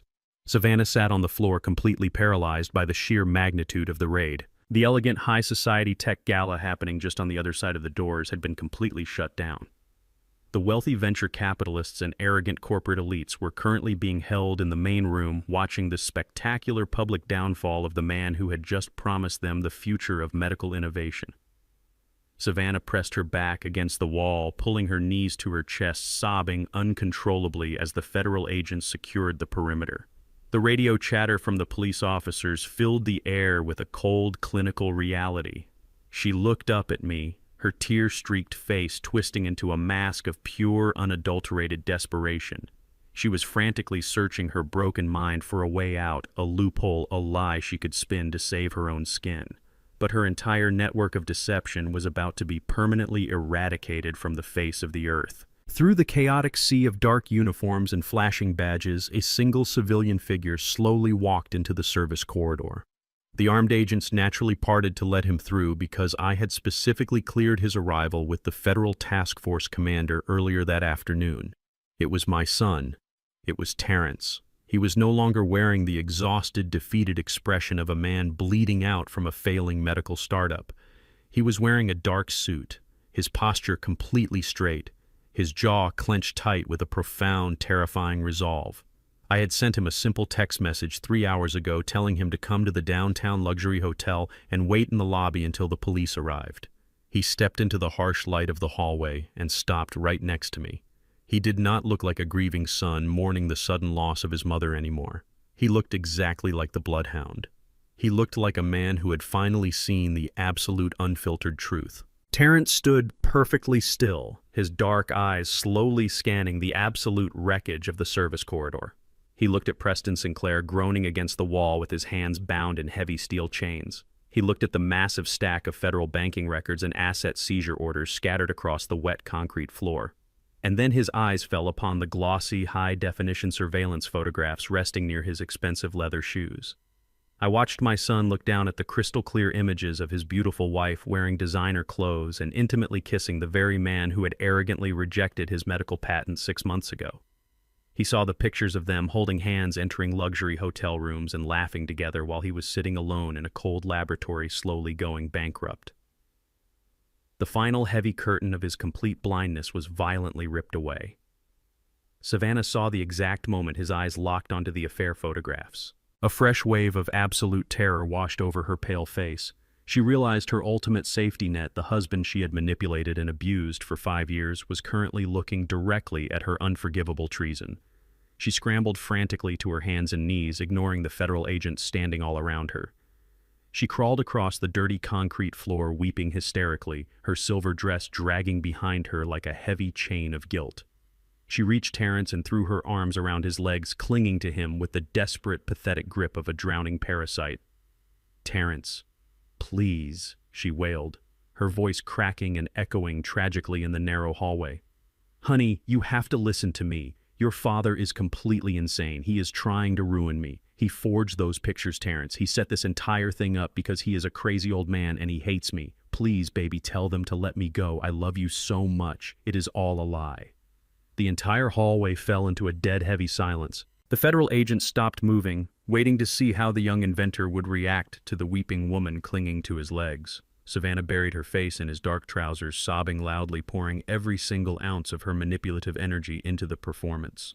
She honestly believed that her fake tears and her familiar physical touch would trigger his deep protective instincts. She thought he was still the same exhausted, broken man who had blindly trusted her just that morning. She thought she could still gaslight him into believing the retired mailman was the true villain of the story. But Terrence did not reach down to comfort her. He did not stroke her blonde hair or whisper that everything would be okay. He stood absolutely rigid, a cold, impenetrable fortress of righteous anger. He looked down at the woman who had secretly drained his bank accounts, forged his signatures, and actively plotted to throw his elderly father into a locked mental asylum. He reached his steady hand into the inside pocket of his dark suit jacket. He did not pull out a handkerchief to dry her fake tears. He pulled out a thick, heavy stack of crisp white legal documents. He held them tightly in his hand, his knuckles turning slightly white from the pressure. He looked at Savannah with an expression of pure, absolute disgust that cut deeper than any physical blow ever could. "Let go of me," Savannah Terrence commanded, his voice completely devoid of any warmth or affection, dropping into a low, dangerous tone that sounded exactly like my own. He forcefully stepped back, breaking her desperate physical grip, leaving her completely unsupported on the cold floor. He threw the heavy legal documents directly at her chest. They hit her and scattered over her ruined dress. "Those are your divorce papers and a permanent judicial restraining order."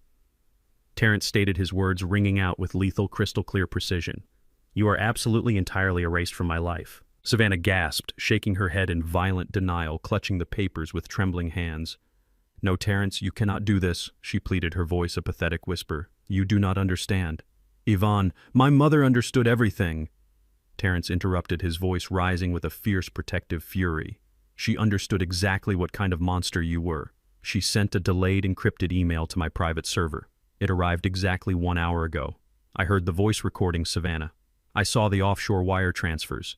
I heard you planning to steal my medical patent with that racist criminal standing against the wall. You did not just betray my trust and steal my life work. You actively tried to lock my grieving father inside a miserable mental institution to steal his home. You are absolute, unredeemable scum.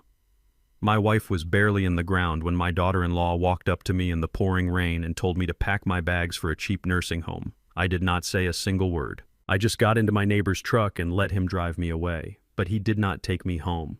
He drove me to a deserted warehouse on the edge of Atlanta, handed me a key, and said, "This is something only you can know, and you must never tell your son."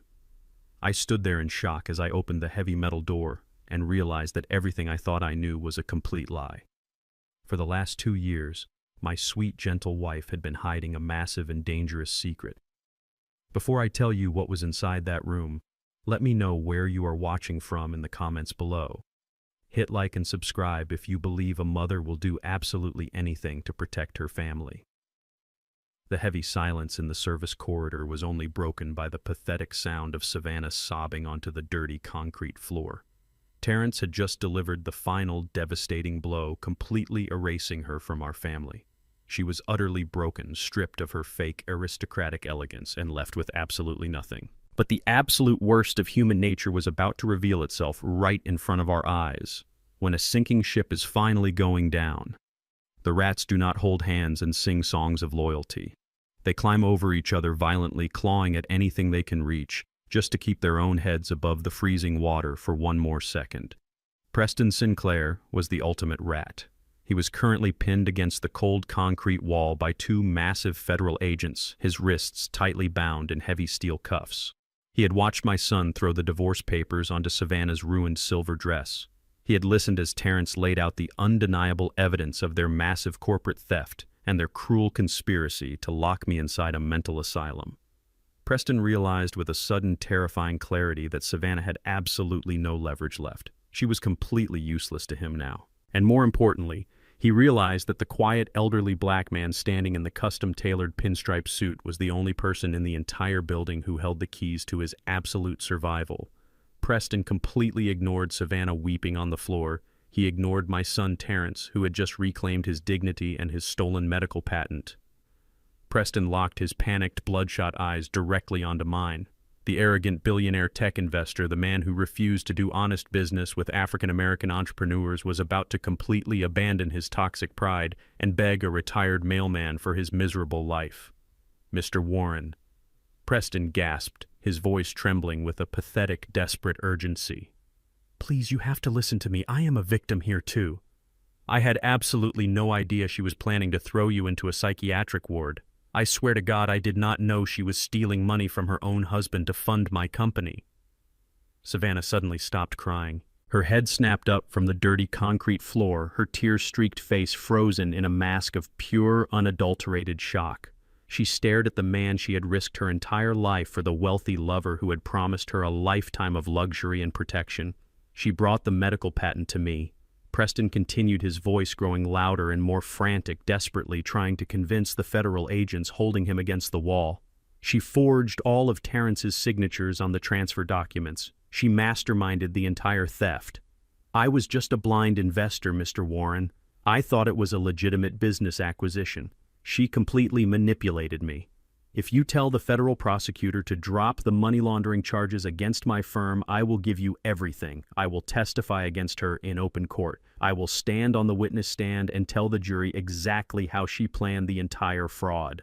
Just give me my company back, and I will hand her over to you on a silver platter." The sheer, absolute cowardice of his words hung heavily in the cold service corridor. He was offering to completely destroy the woman he had been sleeping with for 2 years just to save his own miserable skin. Something deep inside Savannah's mind completely snapped. The final fragile thread connecting her to sanity was violently severed. She realized that she had destroyed her marriage, betrayed a loving family, and committed massive federal crimes for a man who viewed her as nothing more than a disposable human shield. The cold, calculating socialite completely vanished. In her place emerged a wild, feral, and incredibly dangerous animal.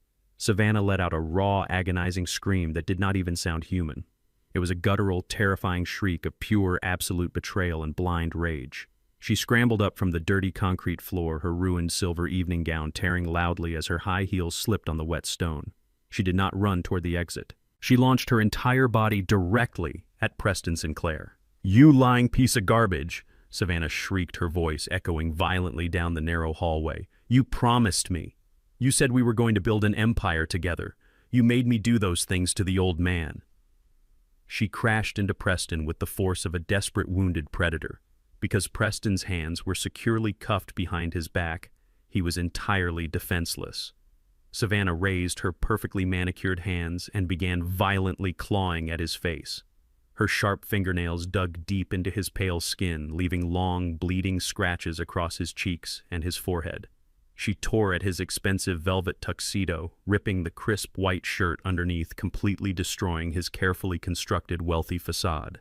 Preston screamed in pain and terror, thrashing his head back and forth, desperately trying to avoid her vicious attacks. "Get this crazy lunatic off me!" he wailed, his voice cracking as blood began to trickle down his face. "She is completely insane. Help me!" The violent, chaotic struggle carried them right through the open wooden double doors and completely out of the hidden service corridor. They stumbled directly into the bright, blinding light of the grand ballroom. The classical string quartet had long since stopped playing. Hundreds of the most powerful and wealthy corporate elites in Atlanta were standing in the massive ballroom, completely frozen in absolute shock. These were the venture capitalists, the arrogant politicians, and the high society socialites who just 20 minutes ago were sipping vintage champagne and eagerly waiting to kiss Preston Sinclair's ring. They had admired Savannah's beauty and praised Preston's brilliant business acumen. They thought these two people represented the absolute pinnacle of success and untouchable white privilege. Now that elegant, sophisticated illusion was completely shattered for the entire world to see. The elite crowd gasped and backed away in horror as Preston and Savannah crashed into a table of expensive appetizers, sending delicate crystal glasses and silver trays crashing to the polished marble floor. They were literally tearing each other apart like two starving rats fighting over a piece of rotten garbage. Savannah continued to scream and claw at him, her blonde hair a tangled, messy bird nest, her face contorted with insane fury. Preston was sobbing and bleeding, his expensive velvet suit hanging in ruined shreds, completely stripped of his arrogant billionaire armor. The wealthy guests did not step forward to help them. They did not offer sympathy or support to their fallen golden boy. Instead, a sea of glowing rectangular screens suddenly illuminated the dark edges of the ballroom. Hundreds of smartphones were instantly raised into the air. The very same people who used to flatter and enable Preston Sinclair were now eagerly recording his spectacular violent downfall. Camera flashes erupted rapidly, capturing every single humiliating second of their pathetic brawl. Their absolute ruin was being permanently documented and broadcasted to the entire world. Enough, the lead federal task force commander barked, his deep voice cutting through the chaotic screaming. 4 massive tactical agents rushed forward, pulling the two feral animals violently apart. They dragged Savannah off of Preston, slamming her face down onto the cold, polished marble floor of the grand ballroom. She thrashed and kicked, screaming incoherent curses at her former lover, completely abandoning any remaining shred of human dignity. I stood in the doorway of the service corridor with my son Terrence, watching the beautiful, devastating symphony of their destruction reach its absolute crescendo. The federal agent grabbed Savannah's wrists and forcefully pulled them behind her back. The sound echoed perfectly across the massive, silent ballroom. It was the sharp, heavy metallic click of cold steel snapping completely shut. The handcuffs locked tightly around her wrists, permanently binding her to the devastating consequences of her own greedy actions. "Get them both out of my sight," the federal commander ordered loudly. The armed agents hauled Savannah and Preston roughly to their feet. They did not take them out through the hidden back exit to spare them any embarrassment. They dragged the two bleeding, sobbing criminals right through the very center of the grand ballroom. They were paraded past the hundreds of flashing smartphone cameras, past the disgusted stares of their former elite colleagues, and past the massive digital banners celebrating their stolen achievements. Their wailing cries faded slowly as they were pushed out the heavy brass front doors and shoved into the back of waiting federal transport vehicles. The trap was finally completely empty, and the long, terrifying hunt of the bloodhound was officially over. The sun rose over Atlanta on Saturday morning, casting a warm, golden light through the kitchen windows of my quiet suburban home. It was the first time in 2 years that the air inside my house felt completely clean. The toxic, heavy shadow that Savannah had cast over our family was entirely gone. I stood at the kitchen counter wearing my comfortable old cardigan and poured myself a hot cup of black coffee. The dark roast smelled rich and grounding. Upstairs, my son Terrence was finally sleeping peacefully in his childhood bedroom. He had collapsed into bed late last night, completely exhausted after the massive emotional adrenaline of the federal raid wore off. He was finally safe. His brilliant medical patent was safe. And the woman who had actively tried to destroy his life and lock his elderly father in a mental asylum was currently waking up on a thin mattress inside a cold, concrete federal holding cell. I took a slow, deep sip of my coffee, letting the quiet victory wash over my tired bones. The house was perfectly silent, but that silence was soon broken by the sharp ringing of the old landline phone resting on the kitchen wall.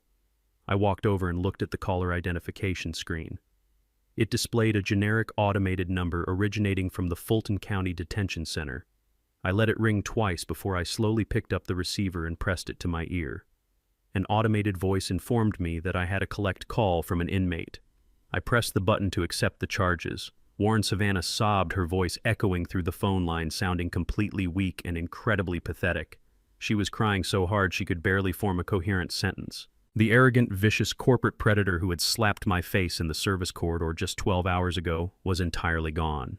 She had spent the entire night locked in a tiny steel cage, surrounded by the harsh, unforgiving reality of the federal justice system.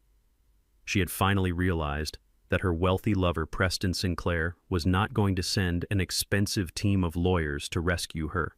Preston was currently fighting his own massive federal money laundering charges, and he had already thrown her completely under the bus to save himself. Savannah was entirely alone, and in her absolute desperation, she called the very man she had tried to destroy. "Warren, please, you have to help me." Savannah wailed, her voice cracking with raw panic. "It is so cold in here. The guards treat me like absolute garbage. They took my clothes and my jewelry. You have to call the bank and post my bail, Warren. I know you have the money. I saw the federal documents last night. You are incredibly rich. Please, I am your family. I am Terrence's wife. You cannot just leave me in this horrible place." I stood in my warm kitchen looking out at the beautiful green lawn Yvonne had planted years ago. I listened to her desperate, pathetic begging, and I felt absolutely zero pity. I took another slow sip of my hot coffee. "Do you remember the old industrial warehouse on the edge of the city, Savannah?" I asked, my voice perfectly calm and completely devoid of any emotion. "The dilapidated brick building you and Preston planned to illegally seize and sell for quick cash after you threw me into the psychiatric ward." She stopped crying for a brief second, confused by my question. "Yes," she hiccuped weakly. "I used that exact same warehouse to completely finance the recovery of my son's stolen life work," I explained smoothly, delivering the final devastating blow to her greedy heart. "I leveraged the commercial property value of that building through the Yvonne Trust, and I legally purchased the entire Vanguard Tech Ventures medical portfolio during the federal asset freeze early this morning. The medical device you worked so incredibly hard to steal is now fully registered under a secure corporate entity owned entirely by Terrence. He is the sole supreme executive of his own brilliant creation." "No." Savannah gasped, a fresh wave of absolute terror washing over her. "You have absolutely nothing left, Savannah," I told her, my voice dropping into a cold, lethal register. "You do not have a company. You do not have a husband.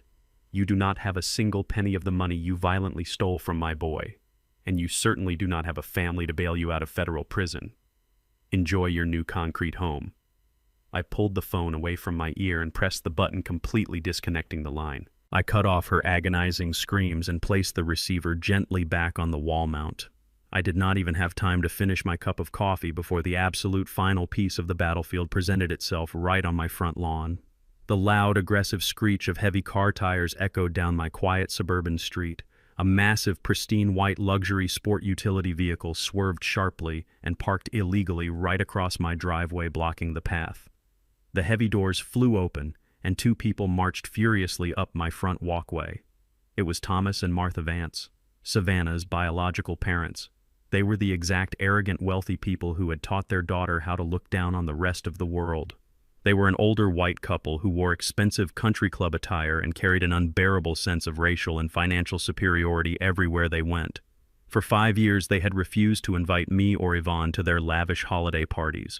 They made passive-aggressive racist comments about my neighborhood, and they treated my brilliant son like he was a hired servant who had somehow tricked their perfect blonde daughter into marriage.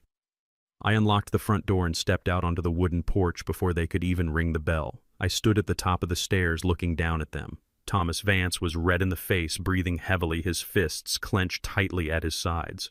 Martha stood right behind him, pointing a shaking, manicured finger directly at my face. "Where is my daughter, you crazy old fool?" Thomas roared, his loud, aggressive voice shattering the peaceful Saturday morning. "We got a call from the police department saying Savannah was arrested at a corporate gala last night. We know exactly what you did, Warren. We know you set her up. You and your pathetic son planted fake evidence to steal her company. You are going to pay for this." Martha shrieked, her face twisted with pure aristocratic hatred. "We have the best defense attorneys in Atlanta on speed dial. We are going to sue you for everything you own. We will have you thrown in a federal prison for false imprisonment and malicious prosecution. You people are all exactly the same. You are just jealous criminals trying to ruin successful families." I did not raise my voice. I did not step back. I just looked at the two arrogant racists standing on my lawn, completely blinded by their own toxic entitlement. They thought they could simply march onto my property and bully an elderly black man into submission with loud threats and expensive lawyers. I reached into the large pocket of my comfortable wool cardigan. I pulled out a thin black leather folder. I had anticipated their arrival, and the bloodhound always prepares for every single variable. I opened the folder and pulled out 3 crisp, highlighted financial documents. I held them up in the bright morning sunlight for Thomas and Martha to see clearly. "You are absolutely right about one thing, Thomas," I said, my voice a low, steady rumble that instantly silenced his aggressive shouting. "Your daughter was incredibly successful at stealing money. But she did not just use the stolen corporate funds to buy diamond earrings and luxury hotel suites for herself." Thomas frowned, his aggressive posture faltering slightly as he looked at the official bank seals printed on the pages I was holding. "My forensic accountant spent the entire night tracking the offshore wire transfers your daughter initiated over the last 2 years, I explained coldly. "It turns out Savannah was heavily subsidizing your perfect wealthy lifestyle, using the money she violently embezzled from my son's medical startup and from Preston's fraudulent investors." Martha gasped, taking a sudden step backward as if the papers I held were highly radioactive. "That is a complete lie," she stammered defensively. "Savannah is a successful executive. She gave us legitimate financial gifts. There is absolutely no such thing as a legitimate gift when the money is stolen from a federal bank account." "Martha," I corrected her sharply, locking my eyes directly onto hers. "These documents show a direct wire transfer of $100,000 into your personal account, which you immediately used to purchase that brand new luxury boat docked at your private lake house. Another transfer of $50,000 paid for your exclusive country club membership fees. You have been living like absolute royalty on money your daughter stole from a black man." The profound, absolute horror finally washed over their privileged, arrogant faces. The blood drained from Thomas Vance's cheeks, leaving him looking like a sick old ghost. They realized they were not just the angry parents of a wrongly accused daughter. They were the direct beneficiaries of a massive federal money laundering conspiracy. Under federal law, the government has the absolute right to seize any and all assets purchased with embezzled funds. I told them, outlining their total doom with cold, ruthless precision. "The federal agents are already compiling the warrants. If you do not turn around, get in your car, and leave my property right this second, I will make one phone call to the federal task force commander. I will hand over these specific wire transfers, and I will have both of you formally indicted as active accomplices for knowingly receiving and harboring stolen federal assets. You will lose your boat, your country club, and your massive house. You will spend your golden years sitting in a cold federal penitentiary cell right next to your precious daughter." The silence that fell over my front lawn was absolute and incredibly beautiful. Thomas and Martha Vance did not scream anymore. They did not threaten to sue me or call me names. The loud, arrogant bullies had been completely and utterly silenced by the crushing, terrifying weight of their own criminal complicity. Thomas slowly turned around. He grabbed his trembling wife's arm and guided her back toward their massive luxury vehicle. They moved like broken, fragile people completely stripped of their false superiority. They climbed into their expensive car and sped away down the street, running desperately back to a home they were destined to lose. The battlefield was completely cleared. The poisonous roots had been entirely ripped out of the ground. The months that followed the spectacular collapse of Vanguard Tech Ventures moved with a quiet, healing rhythm. The federal justice system is a massive, slow-moving machine, but when it finally locks onto a target, it crushes them completely. I sat in the back row of the federal courthouse in downtown Atlanta watching the final sentencing of the two arrogant predators who tried to destroy my family. The courtroom was cold and filled with the heavy, silent weight of absolute consequence. Preston Sinclair, the wealthy tech billionaire who refused to do honest business with black entrepreneurs, was completely stripped of his custom velvet suits and his unearned privilege. He stood before the federal judge wearing a standard-issue orange jumpsuit, his hands bound in heavy iron chains that clinked loudly in the quiet room. He begged the judge for leniency, sobbing about his ruined reputation, but the judge showed absolutely zero mercy. She looked down from her high bench and sentenced him to 12 years in a maximum security federal penitentiary for massive corporate money laundering, wire fraud, and criminal conspiracy. He wept openly, a broken, pathetic man, as the armed bailiffs dragged him away. Savannah stood next. The beautiful, manipulative socialite who thought she could gaslight my son and throw me into a locked mental asylum looked incredibly pale and entirely broken. Her blonde hair was a tangled, messy knot, and the arrogant fire in her blue eyes had been completely extinguished. The federal judge looked down at her with profound, unyielding disgust. For the crimes of aggravated identity theft, corporate espionage, and the malicious conspiracy to permanently deprive an elderly citizen of his freedom, Savannah was sentenced to 10 long years in a federal prison. She did not even look back at us as they led her out of the courtroom. The toxic parasites were finally and permanently removed from our world. While the criminals rotted in their cold concrete cells, my son Terrence experienced a spectacular and beautiful rebirth. He did not let the trauma of his disastrous marriage break his brilliant spirit. With the massive financial backing of the Yvonne Trust and the full legal control of his own medical patent, Terrence built a brand new medical technology company from the absolute ground up. He moved out of that small, depressing laboratory and opened a massive state-of-the-art research facility right here in Atlanta. I watched with immense pride as he stood on his own brightly lit stage, unveiling the revolutionary medical device that would save countless lives. He was no longer the exhausted, defeated man who had cried to me on a video call.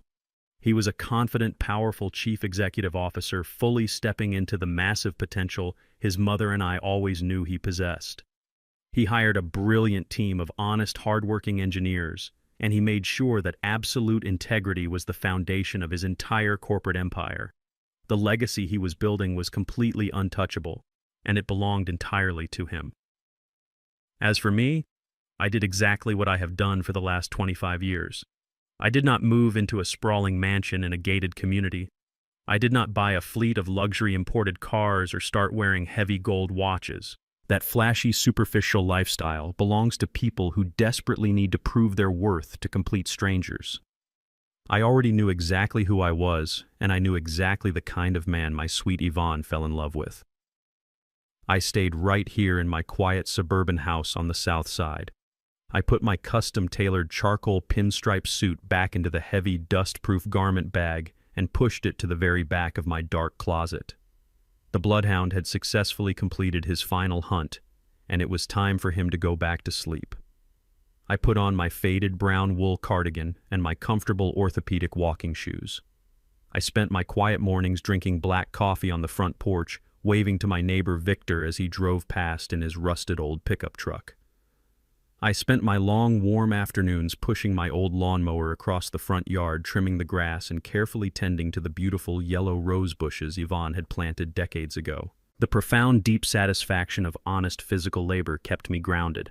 It reminded me that true power is not about dominating other people or hoarding massive wealth. True power is the absolute freedom to simply exist in perfect, quiet peace without constantly looking over your shoulder. It was a late Sunday afternoon when the sleek black luxury sedan pulled into my driveway. The warm Georgia sun was just beginning to set, casting a long, beautiful golden glow across the freshly cut grass. Terrence stepped out of his car wearing a comfortable polo shirt and a relaxed, familiar smile. He walked up the wooden steps of the front porch carrying a paper bag filled with fresh peach cobbler from the local bakery. I was sitting in my favorite wooden rocking chair, listening to the gentle hum of the summer crickets and the distant happy sound of neighborhood children playing in the street. Terrence handed me the warm bag and sat down heavily in the empty rocking chair right next to me. We sat there in a comfortable, familiar silence for a very long time, just watching the evening sky slowly change from bright orange to a deep, peaceful purple. I looked over at my son. He was staring out at the quiet street, but his dark eyes were shining with heavy, unshed tears.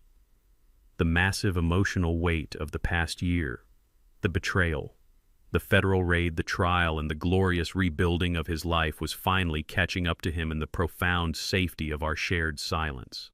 He leaned forward, resting his elbows on his knees, and buried his face deep in his hands.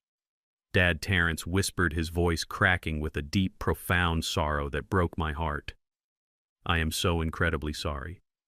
I am so sorry I ever doubted you. I am so sorry I let that monster into our home, and I am so sorry I almost let her lock you away. I was completely blind, and I almost lost you forever because I was entirely too stupid to see the absolute truth standing right in front of me. He began to weep quietly, the heavy, honest tears of a good man releasing a massive burden of lingering guilt. I did not interrupt him. I let him cry because I knew he desperately needed to completely empty his soul of that toxic poison.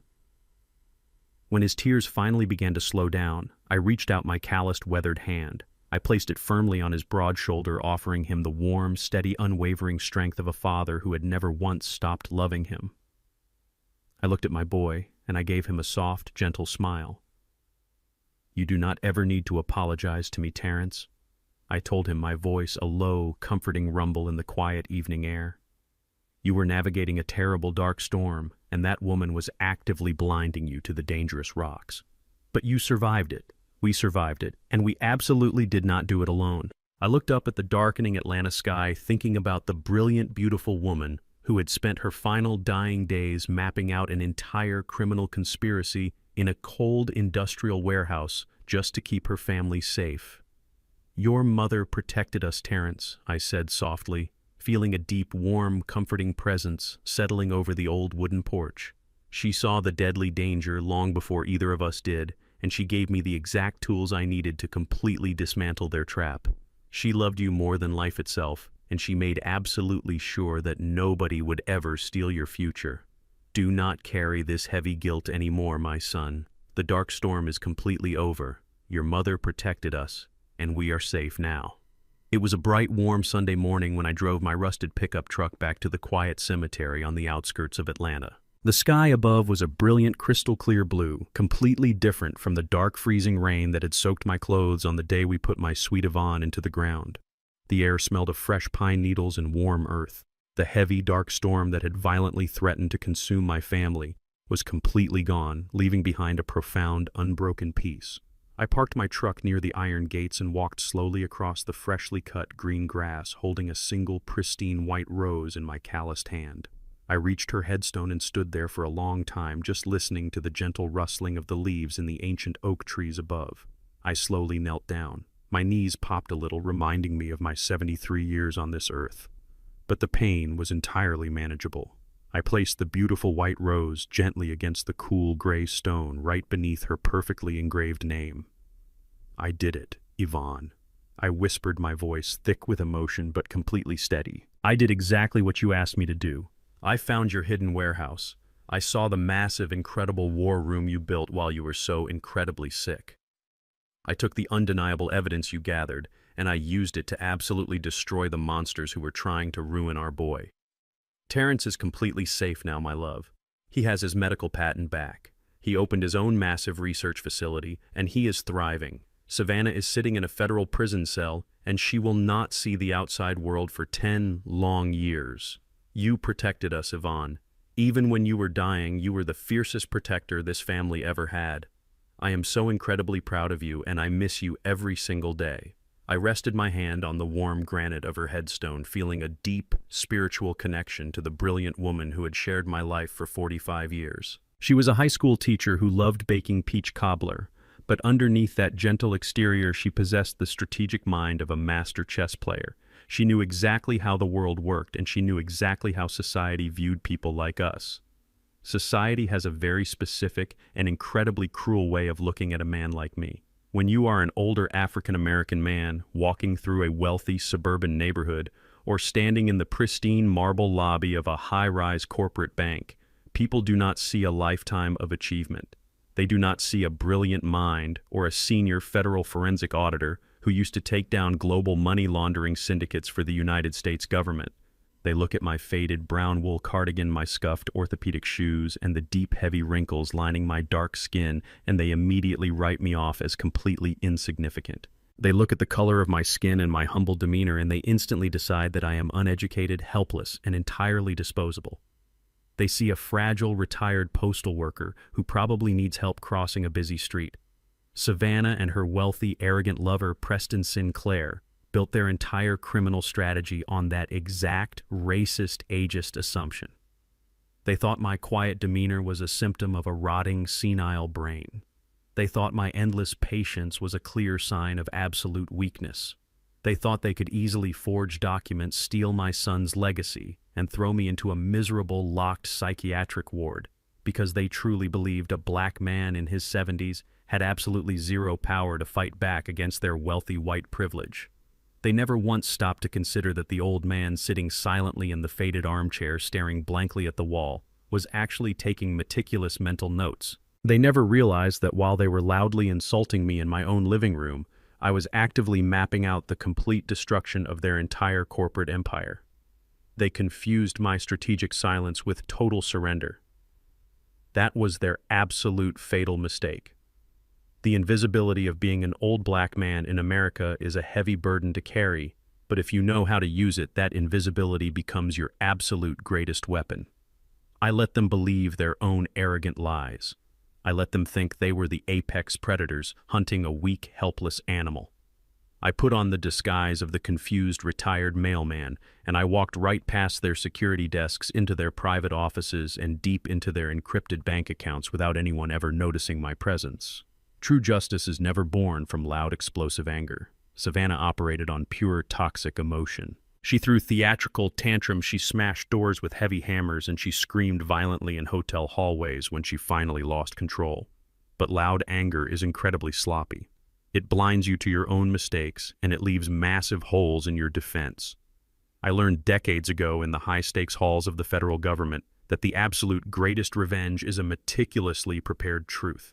You do not need to yell or scream when you have the undeniable facts resting quietly in your inner pocket. You do not need to throw a physical punch when you can completely freeze a billionaire's bank account with a single phone call.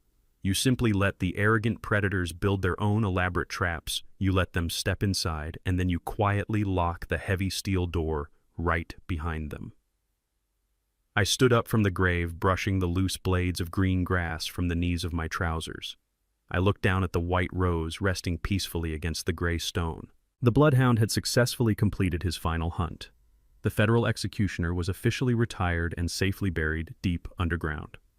I was just Warren again. A proud father, a devoted widower, and a man who simply wanted to spend his remaining years tending to his garden and watching his brilliant son change the world. I turned away from the headstone and walked slowly back across the quiet cemetery toward my rusted old pickup truck. I opened the heavy metal door, climbed into the driver's seat, and started the engine. The old motor rumbled to life, a steady, comforting sound. I drove out of the iron gates and headed back toward my quiet home on the south side of Atlanta. I rolled down the window, letting the warm Georgia breeze wash over my face. For the first time in 2 long years, I had absolutely nothing to hide and absolutely nothing to fight. The profound, unbreakable peace had finally returned, and it belonged entirely to me. True power does not scream for attention. It waits in the absolute silence of observation. When you judge a person by the wrinkles on their face, the color of their skin, or the simplicity of their clothes, you risk underestimating the brilliant mind hidden beneath. My daughter-in-law mistook my quiet demeanor for senility and my patience for weakness. She let arrogance blind her, forgetting that the most lethal chess players never reveal their moves until checkmate is inevitable. Character is not measured by the luxury you wear, but by the integrity you uphold. In the end, those who build their empires on deceit will inevitably be crushed by the heavy, silent weight of the truth. Never mistake an old man's silence for surrender. If you enjoyed this story, please hit the like button and subscribe to the channel for more powerful life lessons. Share your thoughts in the comments below. Have you ever had to teach an arrogant person a harsh lesson about respect? Thank you for listening, and always remember, true strength whispers, it never shouts.